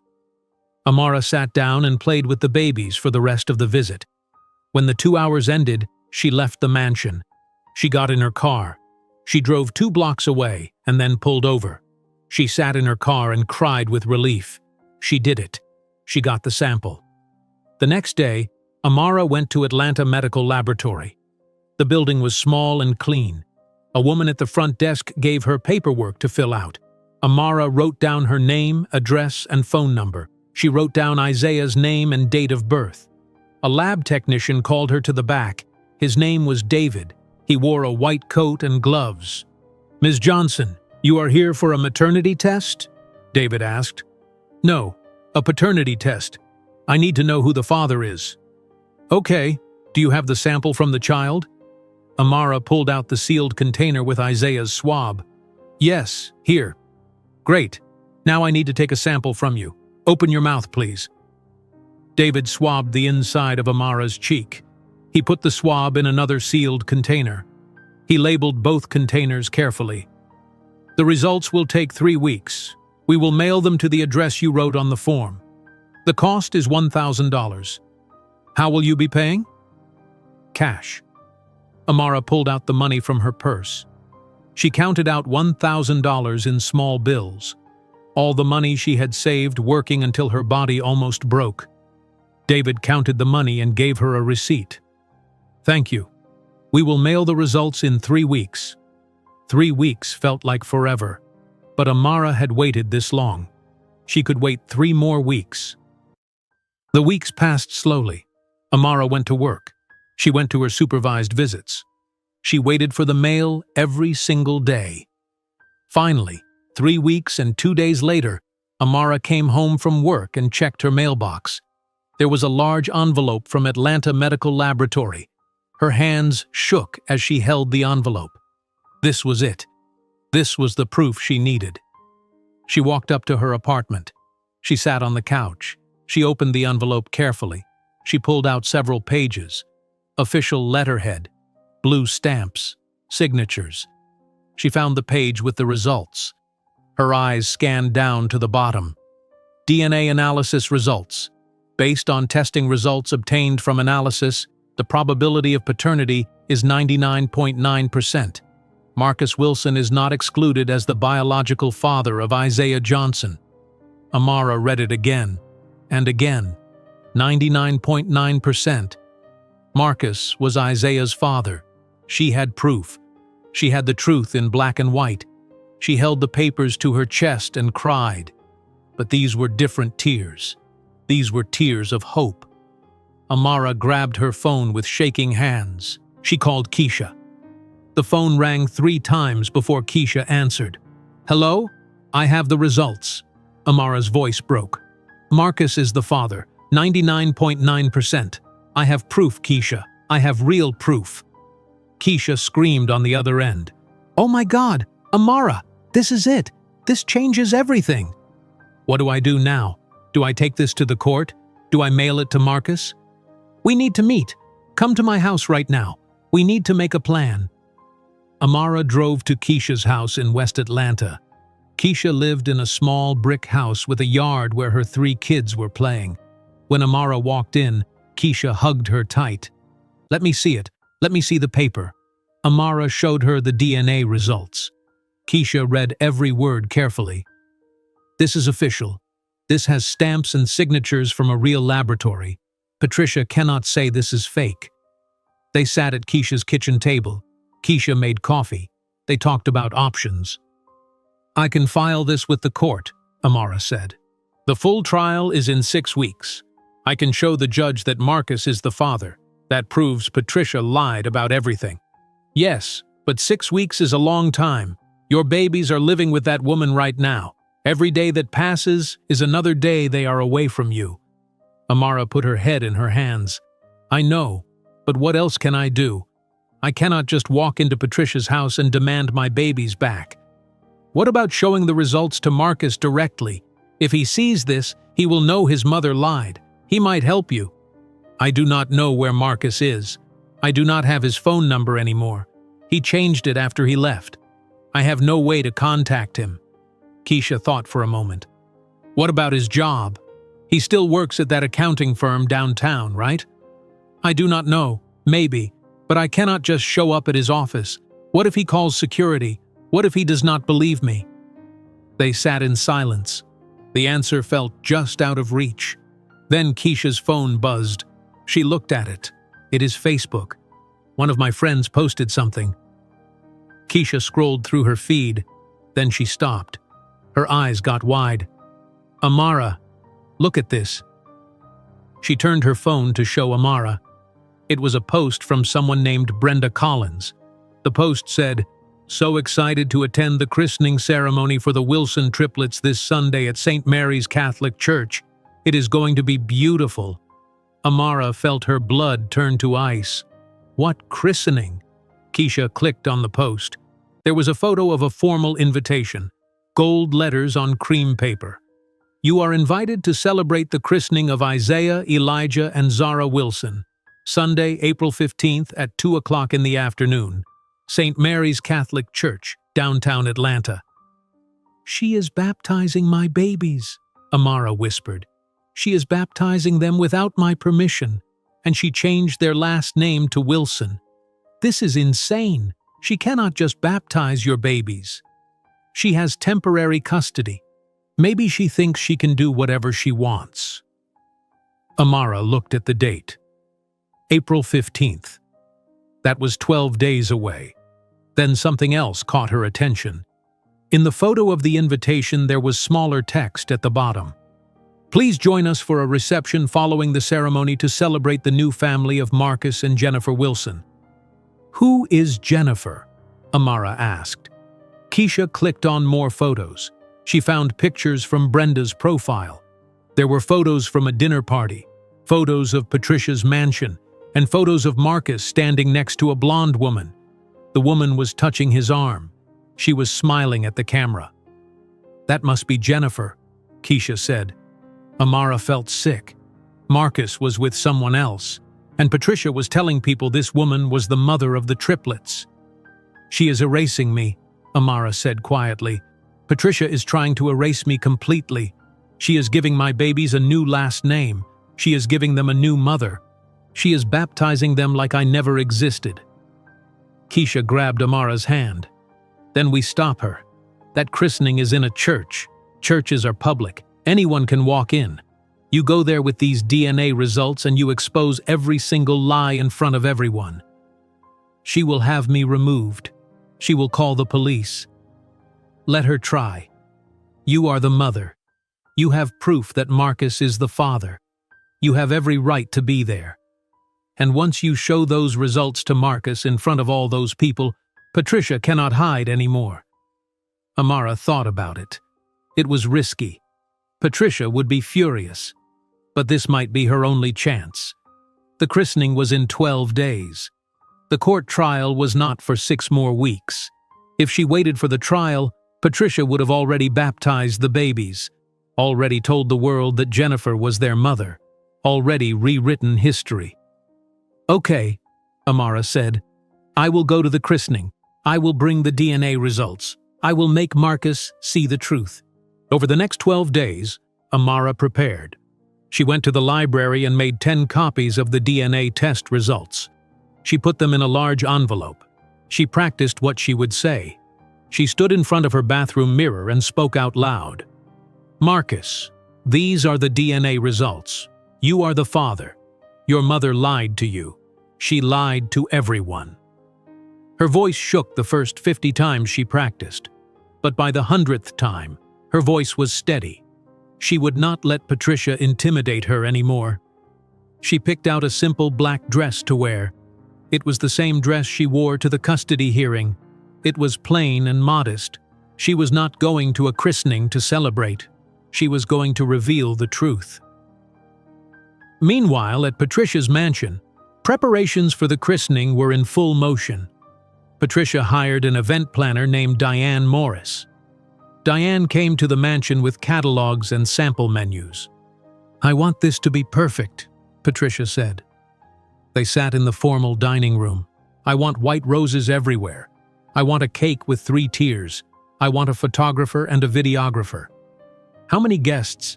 Diane asked. 200 people. Diane wrote notes in her planner. "This will be a beautiful event, Mrs. Wilson. The babies are so lucky to have you." Patricia smiled. "They are lucky to have a proper family now. Their birth mother was not capable of caring for them. But now they have me, and they have Jennifer. Jennifer is the mother? She will be. Marcus and Jennifer are getting serious. It is only a matter of time before they marry. Then Jennifer will legally adopt the children. We are building a proper family. It was all lies. But Patricia had told the lies so many times that she almost believed them herself. Marcus sat in the living room of the mansion that evening. Jennifer was there for dinner again. She came to dinner 3 times every week now. Patricia always invited her. Jennifer showed Marcus pictures on her phone. Look at this house I just sold. 5 bedrooms, 4 bathrooms. The couple who bought it have 2 kids. They were so happy. That is nice, Marcus said. He was not really listening. You know, when we have our family, I think we should get a house in Alpharetta. The schools there are excellent. Marcus looked at her. Our family? Jennifer blushed. I mean, in the future, if we get serious. I just think about these things. Marcus felt trapped. He did not love Jennifer. He barely liked Jennifer. But his mother pushed them together constantly. It was easier to go along than to fight. Patricia came into the living room. Marcus, I need to talk to you about the christening on Sunday. What about it? Some people are asking questions about the baby's mother. I have been telling them that Jennifer is the mother. It makes things simpler. People do not need to know about Amara. Marcus felt uncomfortable. Mom, that is a lie. Jennifer is not their mother. The babies do not know the difference. They are too young. And once you and Jennifer get married, she will adopt them. So really, we are just telling the future truth a little bit early. I never said I was going to marry Jennifer. Patricia's face got hard. Marcus, you need to move forward with your life. Amara betrayed you. Those babies, well, they are here now, and they need a stable home. Jennifer is willing to be a mother to them. That is more than Amara ever did. Marcus wanted to argue, but he did not have the energy. He just nodded. Okay, Mom. Patricia smiled. Good. Now, you will wear the navy suit on Sunday. I already had it dry cleaned. And Jennifer, you will wear that lovely white dress we picked out, correct? Yes, Mrs. Wilson. Everything was decided. Marcus had no say in any of it. He was just following his mother's instructions like he always did. Late that night, Marcus lay in his bed. He could not sleep. He thought about the christening. He thought about people believing Jennifer was the mother of the babies. He thought about Amara. Where was she right now? Was she okay? Did she think about him? He picked up his phone. He had deleted all the photos of Amara weeks ago, but he restored them from his deleted folder. He looked at a photo from their wedding day. Amara was smiling. She looked so happy, so in love. What did I do? Marcus whispered to himself. He put the phone down and stared at the ceiling. Something felt very wrong, but he did not know what to do about it. Sunday morning arrived, April 15th. The day was sunny and warm. Spring flowers bloomed everywhere in Atlanta. Amara woke up at 6 in the morning even though the christening was not until 2 in the afternoon. She could not sleep. She took a shower. She washed her hair. She put on the simple black dress. She looked at herself in the mirror. She looked thin and tired, but her eyes were determined. She picked up the large envelope with the DNA test results. She held it against her chest. This was it. This was the moment everything would change. She drove to St. Mary's Catholic Church in downtown Atlanta. She arrived at 1:30 in the afternoon, 30 minutes early. She parked across the street from the church. She watched people arrive, women in fancy dresses, men in suits. They walked into the church laughing and talking. At 1:55, Amara saw Patricia arrive. She got out of a black car. She wore a purple dress and a large hat. She looked like royalty.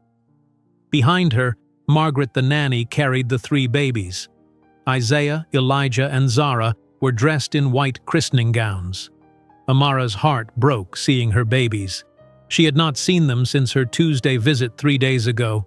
They looked bigger already. They were growing without her. Marcus got out of the car next. He wore a navy suit. He looked uncomfortable. Behind him came a blonde woman in a white dress. That must be Jennifer. They all walked into the church. The doors closed behind them. Amara waited 5 more minutes. She wanted the ceremony to start. She wanted everyone to be inside and seated. She took a deep breath. She grabbed the envelope. She got out of her car. She walked across the street. She walked up the stone steps of St. Mary's Catholic Church. She stood in front of the heavy wooden doors. She could hear organ music playing inside. She took one more deep breath. Then she pushed open the doors and walked inside. The church was full of people. Every pew had someone sitting in it. The walls were decorated with white roses. Candles burned on stands near the altar. Sunlight came through the stained glass windows and made colors on the floor. Everyone turned to look when the doors opened. 200 faces stared at Amara as she walked down the center aisle. Her footsteps echoed on the marble floor. She kept her eyes straight ahead. She looked at the altar where Father Michael O'Brien stood in his white robes. Next to him stood Marcus, holding baby Isaiah. Jennifer stood beside Marcus, holding baby Elijah. Margaret the nanny held baby Zara. Patricia sat in the front pew. When she saw Amara, her face turned red. She stood up fast. "Get her out of here!" Patricia's voice filled the church. "Someone call security!" But Father O'Brien held up his hand. "Please, Mrs. Wilson, this is God's house. Everyone is welcome here. Let us remain calm." Amara kept walking. Her heart was pounding, but her feet did not stop. She walked all the way to the altar. She looked at Marcus. He was staring at her with his mouth open. He looked shocked. He looked confused. "Marcus," Amara said. Her voice was steady even though her hands were shaking. "I need you to hear the truth." Jennifer stepped back. She looked at Patricia with panic in her eyes. "Who is this woman?" "Nobody," Patricia said loudly. She started walking toward the altar. "She is nobody. Father O'Brien, please continue the ceremony. This woman is trespassing." Father O'Brien looked at Amara. His face showed concern. "Miss, can I help you with something?" Amara held out the large envelope. "Father, I need you to read this. These people have been lying to you. They have been lying to everyone. Do not listen to her." Patricia reached the altar. She tried to grab the envelope from Amara's hands, but Amara pulled it away. "These are my babies," Amara said. Her voice got louder. "Isaiah, Elijah, and Zara. I am their mother. I gave birth to them, and this woman took them from me with lies." The people in the pews started whispering. Phones came out. People started taking photos and videos. Marcus handed Isaiah to Margaret. He stepped toward Amara. "What are you doing here?" "I am here because I have proof. Proof that your mother lied to you about everything." Amara held up the envelope. "This is a DNA test. A real DNA test from Atlanta Medical Laboratory. Marcus, you are the father of these babies. I can prove it." Marcus's face went pale. "What?" Patricia grabbed Marcus's arm. "She is lying. She paid someone to create fake documents. Do not listen to her." But Father O'Brien reached out his hand. "May I see the documents, please?" Amara handed him the envelope. Her hands were shaking so badly that the envelope rattled. Father O'Brien opened it carefully. He pulled out the papers. The church was completely silent. Everyone waited. Even the babies were quiet. Father O'Brien read the first page silently. His eyes moved down the paper. Then he looked at the second page. His face changed. His eyes got wide. He looked at Patricia. He looked at Marcus. Then he looked back at the papers. "Father, those are fake." Patricia's voice was desperate now. "She is trying to ruin this beautiful ceremony with lies." Father O'Brien shook his head slowly. "Mrs. Wilson, I have performed many christenings in my years as a priest. I have seen many documents. These are official papers from a licensed medical laboratory." He held up the papers so Marcus could see. "They have security stamps. They have official seals. They have signatures from licensed technicians." "Let me see them," Marcus said. His voice was quiet. Father O'Brien handed the papers to Marcus. Marcus read them. His hands started shaking. He read the words at the bottom. DNA analysis results. Based on testing results obtained from analysis, the probability of paternity is 99.9%. Marcus Wilson is not excluded as the biological father of Isaiah Johnson. Marcus read it again and again. The paper fell from his hands and landed on the altar floor. He turned to look at his mother. "Mom, what did you do?" Patricia's face was bright red now. She grabbed the papers from the floor. "These are fake. Can you not see what she is doing? She is trying to trap you. She paid someone to make these." Father O'Brien spoke firmly. "Mrs. Wilson, I know fake documents when I see them. I have seen people try to use fake baptismal certificates, fake marriage licenses, fake death certificates. These are not fake. This is a legitimate DNA test from a licensed laboratory." Marcus looked at Amara. Tears started running down his face. "You never cheated on me." "No, I never did. I loved you. I only ever loved you. The photos my mother showed me were fake. They were edited. That man in the photos was my cousin Daniel. She cropped out my whole family to make it look like something it was not." Marcus turned to Patricia. His voice got loud. "You lied to me. You made me leave my wife. You made me abandon my newborn babies. What kind of person does that?" Patricia grabbed his shoulders. "I did it for you. I did it to protect you. She was not good enough for you, Marcus. I saved you from making a terrible mistake." Marcus pulled away from her. "The only mistake was believing you." People in the church were talking loudly now. Some were standing up to see better. Phones were recording everything. This would be on social media within minutes. Jennifer backed away from the altar. "I did not know about any of this.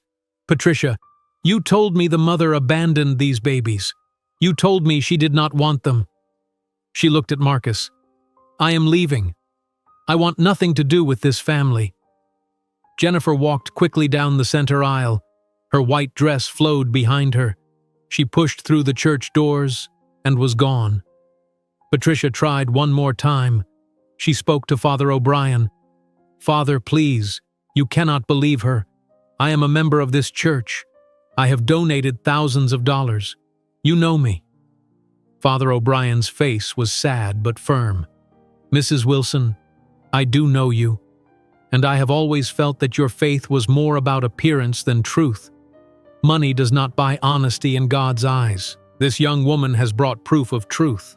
I cannot continue this ceremony knowing it is built on lies." He turned to the people in the pews. "I apologize to all of you. This christening cannot continue today. There are family matters that must be resolved in honesty before we can proceed. Please excuse us." People started leaving. They walked out talking loudly. They looked back at the altar. They took more photos. The story of what happened at St. Mary's Church would spread through Atlanta by tonight. Patricia stood alone at the altar now. Everyone was leaving. Marcus was not looking at her. Father O'Brien was putting away his Bible. She had lost. She had lost control. She had lost everything. She turned and walked out of the church. Her head was held high, but her hands were shaking. She got into her black car and told the driver to take her home. Marcus stood at the altar staring at Amara. Tears ran down his face. He fell to his knees right there in front of everyone still in the church. "I am so sorry," he said. His voice broke. "Amara, I am so sorry. Please forgive me, please." Amara was holding baby Zara now. Margaret had handed her over without being asked. Amara looked down at Marcus kneeling in front of her. She had imagined this moment for months. She had imagined him begging for forgiveness. But now that it was happening, she felt no satisfaction. She just felt tired. "You threw me away," she said quietly, but her voice carried in the empty church. "You believed her over me. You left me alone in a hospital room with 3 newborn babies. You walked away like we meant nothing. I know. I was wrong. I was so wrong. Do you know what the last 4 months have been like for me? Do you know how many nights I cried? Do you know how hard I worked just to survive? Do you know what it felt like when they took my babies away from me?" Marcus sobbed. "I am sorry. I am so sorry. Sorry does not give me back the time I lost with my babies. Sorry does not fix the damage you did. I know, you are right. But please, Amara, please let me fix this. Let me make it right. I will do whatever it takes. I will spend the rest of my life making it up to you." Amara looked at her babies. Isaiah and Elijah were still in their white christening gowns. Margaret was holding them. They looked at Amara with big eyes. They were 5 months old now. They had grown so much without her. Father O'Brien spoke gently. "Perhaps you two should discuss this in private. I can give you the chapel office if you need a quiet place to talk." "No," Amara said. "I am taking my babies home. Marcus, I need time. I need space. Do not call me. Do not come to my apartment. When I am ready to talk, I will contact you." She walked to Margaret and took Isaiah from her arms. She now held 2 babies. "Margaret, can you help me carry them to my car?" Margaret looked confused. She looked around for Patricia, but Patricia was gone. "I suppose that is okay." Marcus stood up. "Let me help, please." Amara looked at him for a long moment. Then she nodded. "Okay." Marcus took Elijah from Margaret. The 3 of them walked out of the church together. They walked down the stone steps. They walked to Amara's old Honda in the parking lot. Marcus looked at the car. It was old and rusty. The back seat barely fit 3 car seats. "You have been driving them in this?" "It is all I could afford." Marcus felt sick. While he lived in a mansion, Amara drove a car that barely worked.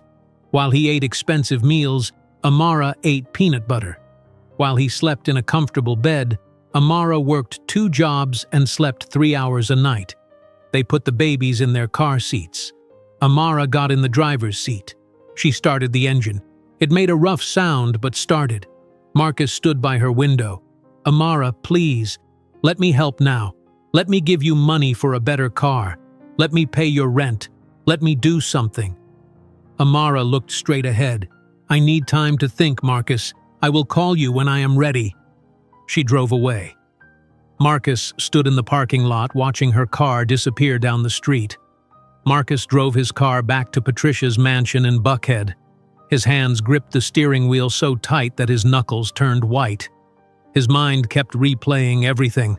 The DNA test results, Amara's face, the lies his mother told. He felt sick to his stomach.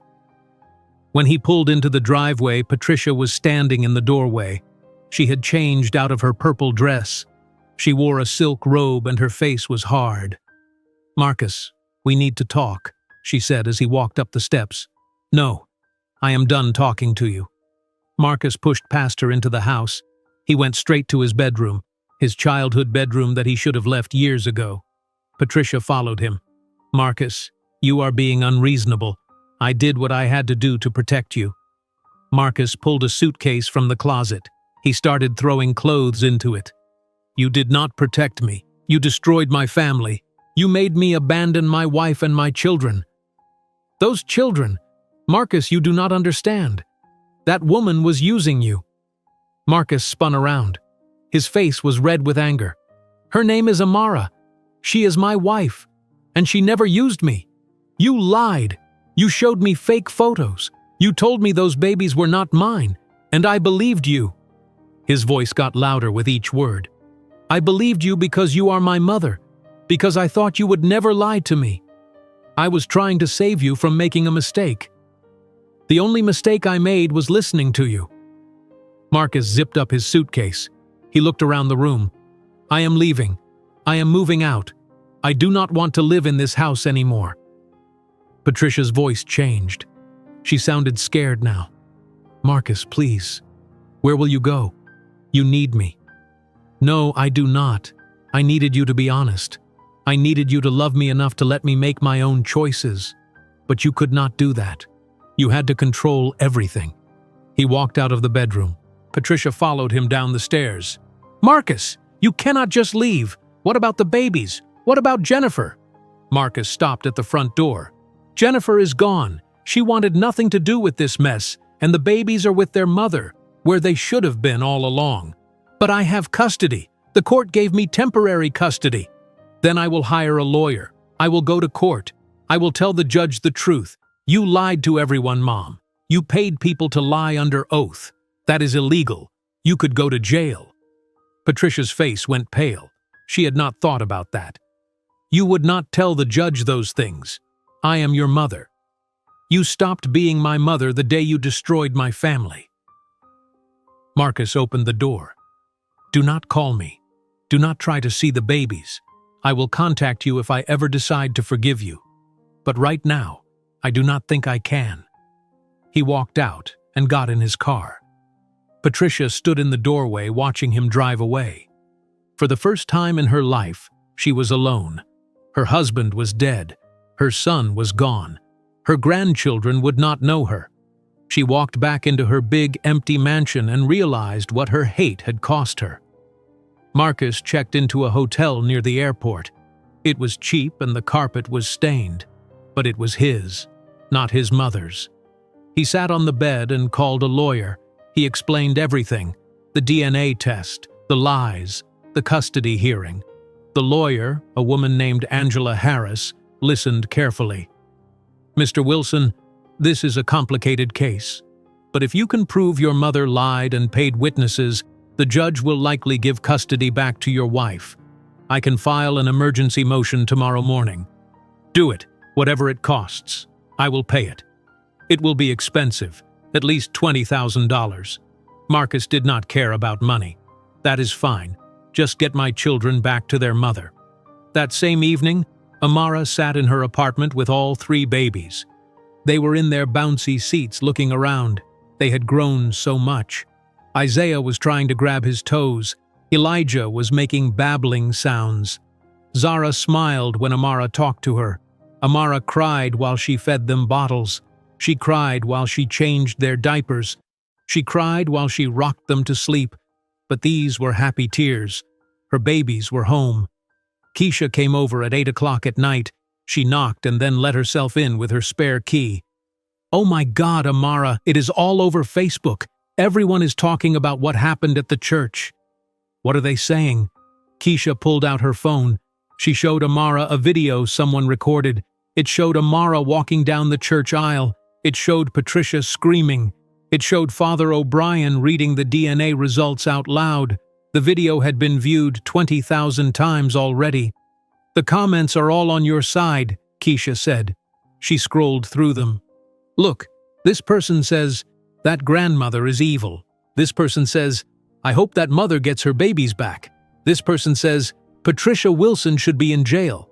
Amara did not care about social media. She just cared about her babies. "I got them back, Keisha. I really got them back. I am so proud of you. You fought so hard. You never gave up." They hugged while the babies slept in their cribs. The next morning, Marcus's lawyer filed emergency motions with the court. She filed a motion to dismiss Patricia's custody claim. She filed a motion to give full custody to Amara. She attached the DNA test results. She attached statements from witnesses who saw what happened at the church. She attached screenshots from social media showing Patricia's lies had been exposed. Judge Harrison Matthews received the motions at 10 o'clock in the morning. He read through everything. His face showed shock. He had been lied to. Witnesses had committed perjury in his courtroom. He was not happy. He scheduled an emergency hearing for that afternoon at 3 o'clock. At 3 o'clock, everyone gathered in the courtroom. Patricia sat at one table with her 3 lawyers. They looked nervous. Amara sat at the other table. She had no lawyer, but she had the truth. Marcus sat in the gallery behind Amara. He wanted to support her, but he was not sure she wanted him there. Judge Matthews entered. Everyone stood. "Please be seated." He looked at Patricia with cold eyes. "Mrs. Wilson, I have read the motions filed this morning. I have seen the DNA test results. I have seen videos from the incident at St. Mary's Church yesterday. Do you have anything to say?" Patricia's lead lawyer, Thomas Martin, stood up. "Your Honor, my client—" "I asked Mrs. Wilson to speak," the judge interrupted. Mrs. Wilson, did you present false evidence to this court? Patricia stood up slowly. Her face was pale. Your Honor, I believe the evidence was true at the time. Did you pay witnesses to lie under oath in my courtroom? Patricia did not answer. Her lawyer whispered to her. She sat down. Judge Matthews hit his gavel. Mrs. Wilson, you are in contempt of court. I am referring this matter to the district attorney for investigation of perjury and witness tampering. Bailiff, take her into custody. Gasps filled the courtroom. Patricia stood up fast. Your Honor, please, I am a respected member of this community. You cannot do this. I can and I am. You lied to this court. You manipulated the legal system. There are consequences. Two bailiffs walked toward Patricia. Thomas Martin tried to argue, but the judge would not listen. Patricia was handcuffed right there in the courtroom. She looked at Marcus as they led her away. Marcus, help me, please! Marcus looked down. He did not say anything.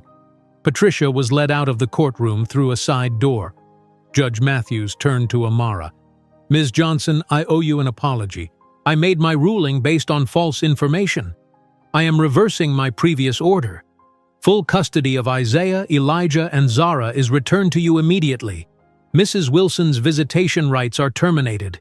She will have no contact with the children. Amara started crying. Thank you, Your Honor. Thank you. I am sorry this happened to you. You should never have had to go through this. The judge hit his gavel. This case is closed. Outside the courtroom, Marcus approached Amara. She was wiping tears from her face. Amara, can we talk? Not now, Marcus. I need to go home to my babies. Keisha is watching them. I understand. But I want you to know, I hired a lawyer. I fought for you in court. I am trying to make this right. I saw that. Thank you. Her voice was flat. She was not angry, but she was not grateful either. Can I help you? Can I give you money? Your car is falling apart. Your apartment is so small. Please let me help. Amara looked at him for a long time. You want to help? Pay child support. That is what fathers do. Yes, of course. How much do you need? I need $2,000 a month. That will cover daycare and food and rent. I will give you $3,000. I will set up automatic payments. And Amara, I want to see the babies. I want to be their father. I know I do not deserve it, but I want to try. Amara sighed. Fine, you can come visit, but you cannot come to my apartment. Not yet. Meet me at Piedmont Park tomorrow at 11 in the morning. Bring diapers and formula. We will see how it goes. Thank you. Thank you for giving me a chance. Amara walked away without saying anything else. The next day, Marcus showed up at Piedmont Park at 10:45. He was early. He brought diapers, formula, baby wipes, and 3 new outfits for the babies. He sat on a bench and waited. Amara arrived at 11 o'clock. She pushed a stroller with all 3 babies inside. They were awake and looking around. Marcus stood up when he saw them. Hi, he said nervously. Hi. They walked around the park together. It was awkward. Neither of them knew what to say. Finally, Amara let Marcus push the stroller. He looked down at the babies. Isaiah grabbed his finger. Marcus started crying. I missed so much, he said. They are so big now. They do not even know me. That is your fault. I know it is. He wiped his eyes. Amara, I am going to therapy. I found a therapist who specializes in family manipulation. I am learning about how my mother controlled me my whole life. I am learning about myself, about the racism I absorbed without knowing it. Amara looked at him. What do you mean? When my mother said the babies were too dark to be mine, part of me believed her. I am ashamed to admit that. But it is true. I had prejudice inside me that I never examined. I am working on that now. I am reading books. I am listening to people. I am trying to change. Amara did not respond. She just kept walking. They spent 1 hour in the park. Then Amara said she had to go home. Marcus helped her load the stroller into her car. Can I see them again? Come back on Thursday. Same time, same place. Okay, thank you. This became their routine. 3 times a week, Marcus met Amara at Piedmont Park. He brought supplies. He pushed the stroller. He changed diapers on the park benches.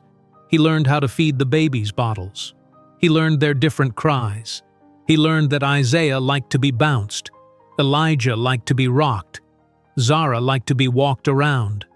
After 2 months of park visits, Amara said, "You can come to the apartment now." Marcus came to her small apartment and saw how she had been living. The old carpet, the tiny kitchen, the bedroom where all 3 cribs barely fit. He felt sick with guilt. "Let me get you a better place," he said. "No, I do not want your guilt money. If you want to help, show up every day. Be a father." So Marcus showed up every day. He came at 6 o'clock in the evening after work. He fed the babies dinner. He gave them baths. He read them books. He stayed until they fell asleep. Then he went back to his small apartment 3 blocks away. After 4 months, Amara saw that Marcus had changed. He did not make excuses. He just showed up every single day. One night, after putting the babies to bed, Amara said, "You can move back in, if you want." Marcus looked at her with wide eyes. "Are you sure?" "No, but our children deserve to have both parents in the same house. This is not about you and me, this is about them." "I understand. Thank you." Marcus moved his things into the apartment the next day. He slept on the couch. He did not expect to share Amara's bed. He had to earn that. They went to marriage counseling every week. A therapist named Dr. Lisa Washington helped them talk through the pain. Amara told Dr. Washington about the hospital, about being alone, about the court taking her babies, about the fear and the exhaustion and the hopelessness. Marcus listened. He did not interrupt. He did not defend himself. He just said, "I am sorry. You are right. I failed you." Slowly, trust began to rebuild. It took 6 months before Amara let Marcus sleep in the bed with her. It took 8 months before she let him hold her hand. It took 10 months before she kissed him. 1 year after the christening at St. Mary's Church, Marcus and Amara stood in Piedmont Park again, but this time they were renewing their wedding vows. Father O'Brien had agreed to perform the ceremony. Only 20 people were there. Keisha and her family, a few friends from the hospital, and the triplets. Isaiah, Elijah, and Zara were 2 years old now. They ran around on the grass wearing tiny formal clothes. Isaiah had Marcus's smile. Elijah had Amara's eyes. Zara laughed just like her mother. Amara wore a simple white dress. When Marcus saw her walking toward him, he cried. Father O'Brien spoke about truth and forgiveness and choosing love even when it is hard. "Marcus, do you take Amara to be your wife? For real this time?" "I do. For real this time." "Amara, do you take Marcus to be your husband, knowing everything that has happened?" Amara looked at Marcus.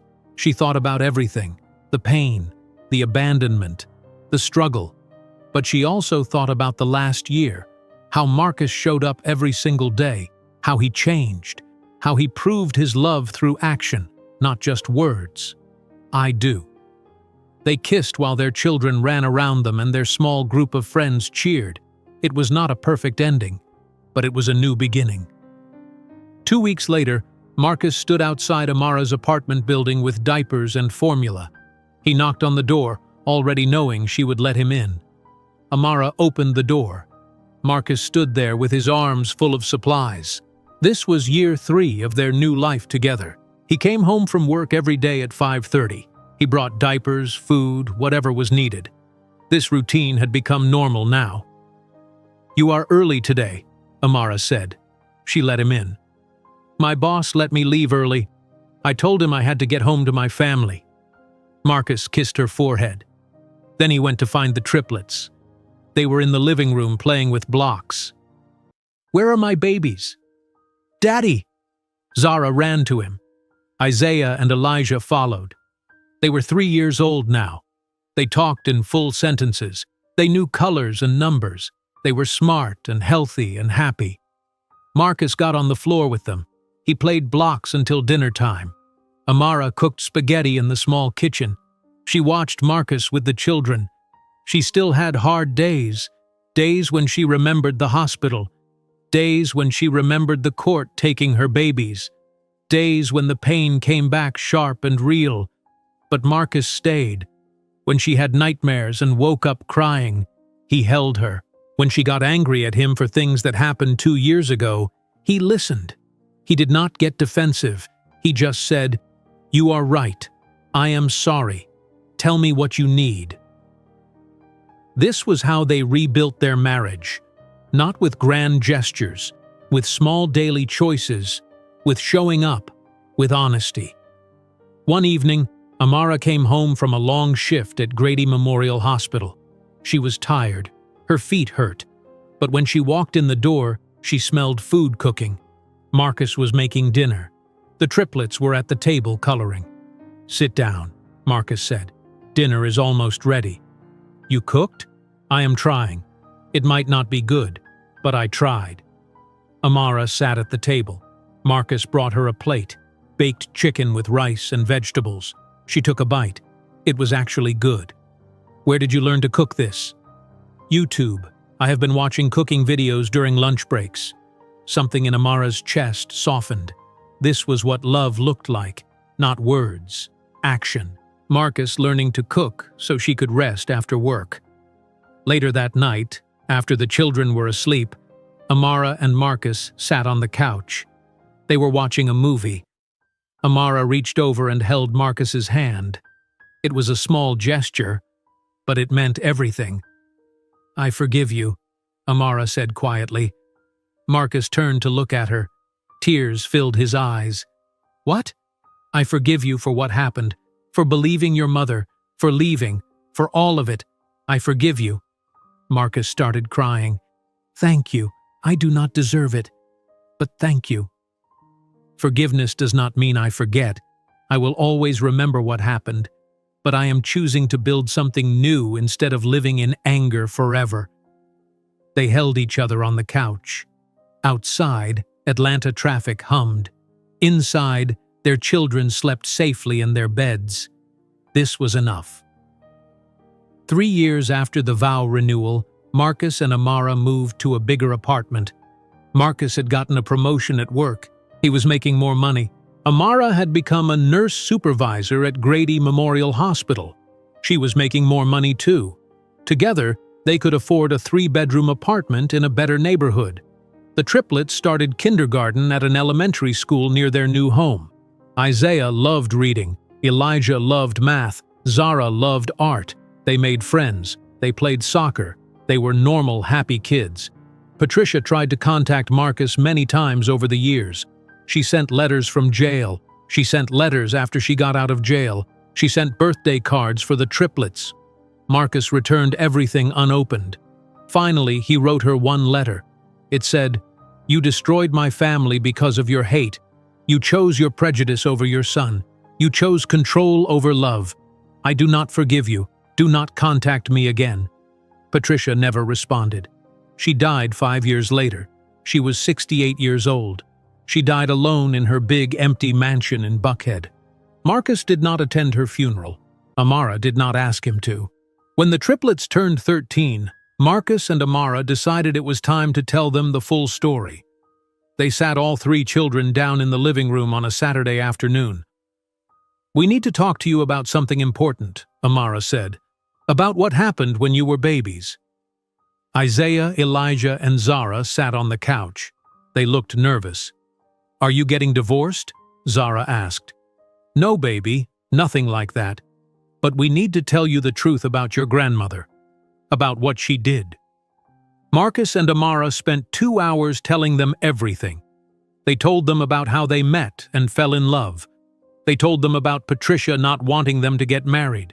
They told them about the fake photos. They told them about Marcus leaving the hospital. They told them about the custody battle. They told them about the DNA test and the christening at the church. The triplets listened without interrupting. When the story was finished, they sat in silence. Finally, Isaiah spoke. "Why did Grandmother Patricia hate Mom?" Amara and Marcus looked at each other. This was the hardest part. "She hated me because I am black," Amara said. "She did not think black people and white people should get married. She thought your dad should marry a white woman." "That is racism," Elijah said. They had learned about racism in school. "Yes, that is exactly what it is." Zara looked at her own brown skin. "But we are black too, half black and half white. Did she hate us?" Marcus's voice broke when he answered. "I do not think she loved you the way grandmothers should love their grandchildren. I think she saw you as a problem. I am so sorry. You deserved better." "Why did you believe her, Dad?" Isaiah asked. "Why did you think Mom cheated?" Marcus did not have a good answer. "I was weak. I let my mother control me my whole life. When she showed me fake photos, I believed her because it was easier than standing up to her. I also had racism inside me that I did not know was there. When she said you were too dark to be mine, part of me believed it. That was wrong. That was terrible. I have spent the last 13 years trying to become a better person." "Did you stop being racist?" Zara asked. "I am trying. Every day. Racism is not just about hating people. It is about the ideas we absorb from our families and society. I have to work every day to examine my thoughts and challenge those ideas. It is hard work, but it is necessary work." The triplets asked more questions. Marcus and Amara answered everything honestly. They did not hide anything. They did not make excuses. Finally, Elijah said, "I am glad you told us. It explains a lot." "What do you mean?" Amara asked. "You and Dad are different from other parents. You tell each other everything. You talk about feelings all the time. You go to therapy together. I always wondered why. Now I know. You are making sure what happened before does not happen again." Amara started crying. "That is exactly right, baby. That is exactly what we are doing." That night after the children went to bed, Marcus found Amara sitting in the kitchen. "Do you think we did the right thing? Telling them everything?" "Yes. They deserved to know the truth. They deserved to learn from our mistakes. What if they hate me now? What if they think I am a terrible father?" "They do not hate you. They see how hard you have worked to change. That matters." Marcus sat down next to her. "I still think about it sometimes. The hospital. Walking away from you. I wish I could go back and change it. But you cannot. None of us can change the past. We can only choose what to do with today." When the triplets were 18, they all went to college. Isaiah went to Morehouse College in Atlanta. Elijah went to Georgia Tech. Zara went to Spelman College. They stayed close to home.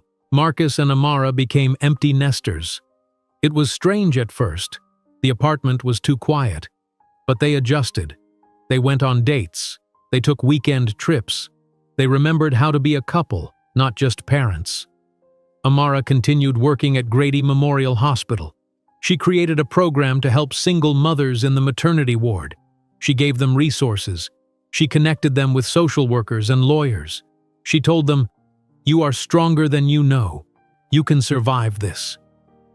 Marcus quit his accounting job. He went back to school and got a degree in counseling. He became a family therapist. He specialized in working with people who had been manipulated by their parents. He helped adult children set boundaries. He helped them recognize unhealthy patterns. He told them, "It is never too late to choose the right side. It is never too late to change." His clients sometimes asked, "How do you know so much about family manipulation?" Marcus told them the truth. "Because I lived it. I let my mother destroy my family. But I got a second chance. Not everyone gets that. I want to help people break free before it is too late." 20 years after the christening at St. Mary's Church, the story was still talked about in Atlanta. Someone wrote an article about it for a local magazine. The article was titled, "The DNA Test That Exposed a Grandmother's Lies."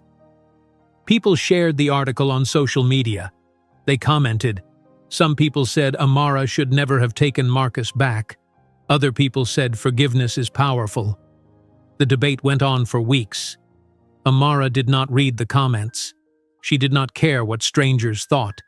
She knew her own story. She knew what she survived. She knew why she made the choices she made. Marcus read some of the comments. The negative ones hurt. People called him weak. People called him a coward. People said he did not deserve Amara. He knew they were right. He did not deserve her. But she chose him anyway.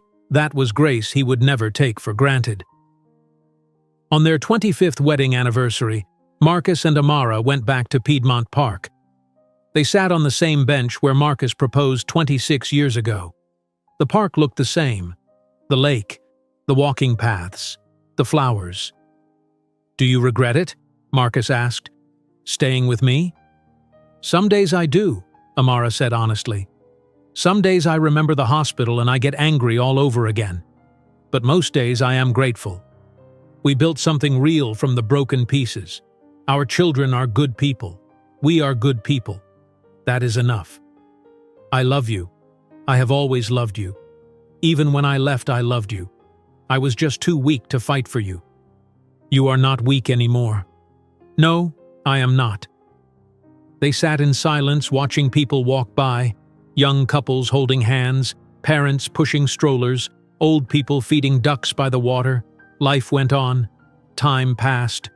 But love, when it is real and when people work for it, can survive almost anything. That evening, the whole family gathered at Marcus and Amara's apartment. Isaiah brought his girlfriend. Elijah brought his boyfriend. Zara brought her new wife. Keisha and Andre were there with their grown children. It was loud and crowded and perfect. After dinner, Zara asked her parents a question. "Mom, Dad, how did you forgive each other? Really forgive each other?" Amara thought about it. She looked at Marcus. She looked at her children and grandchildren. She looked at the life they built. "Forgiveness is not forgetting," she said slowly. "It is not pretending the hurt never happened. Forgiveness is choosing to build something new from the broken pieces.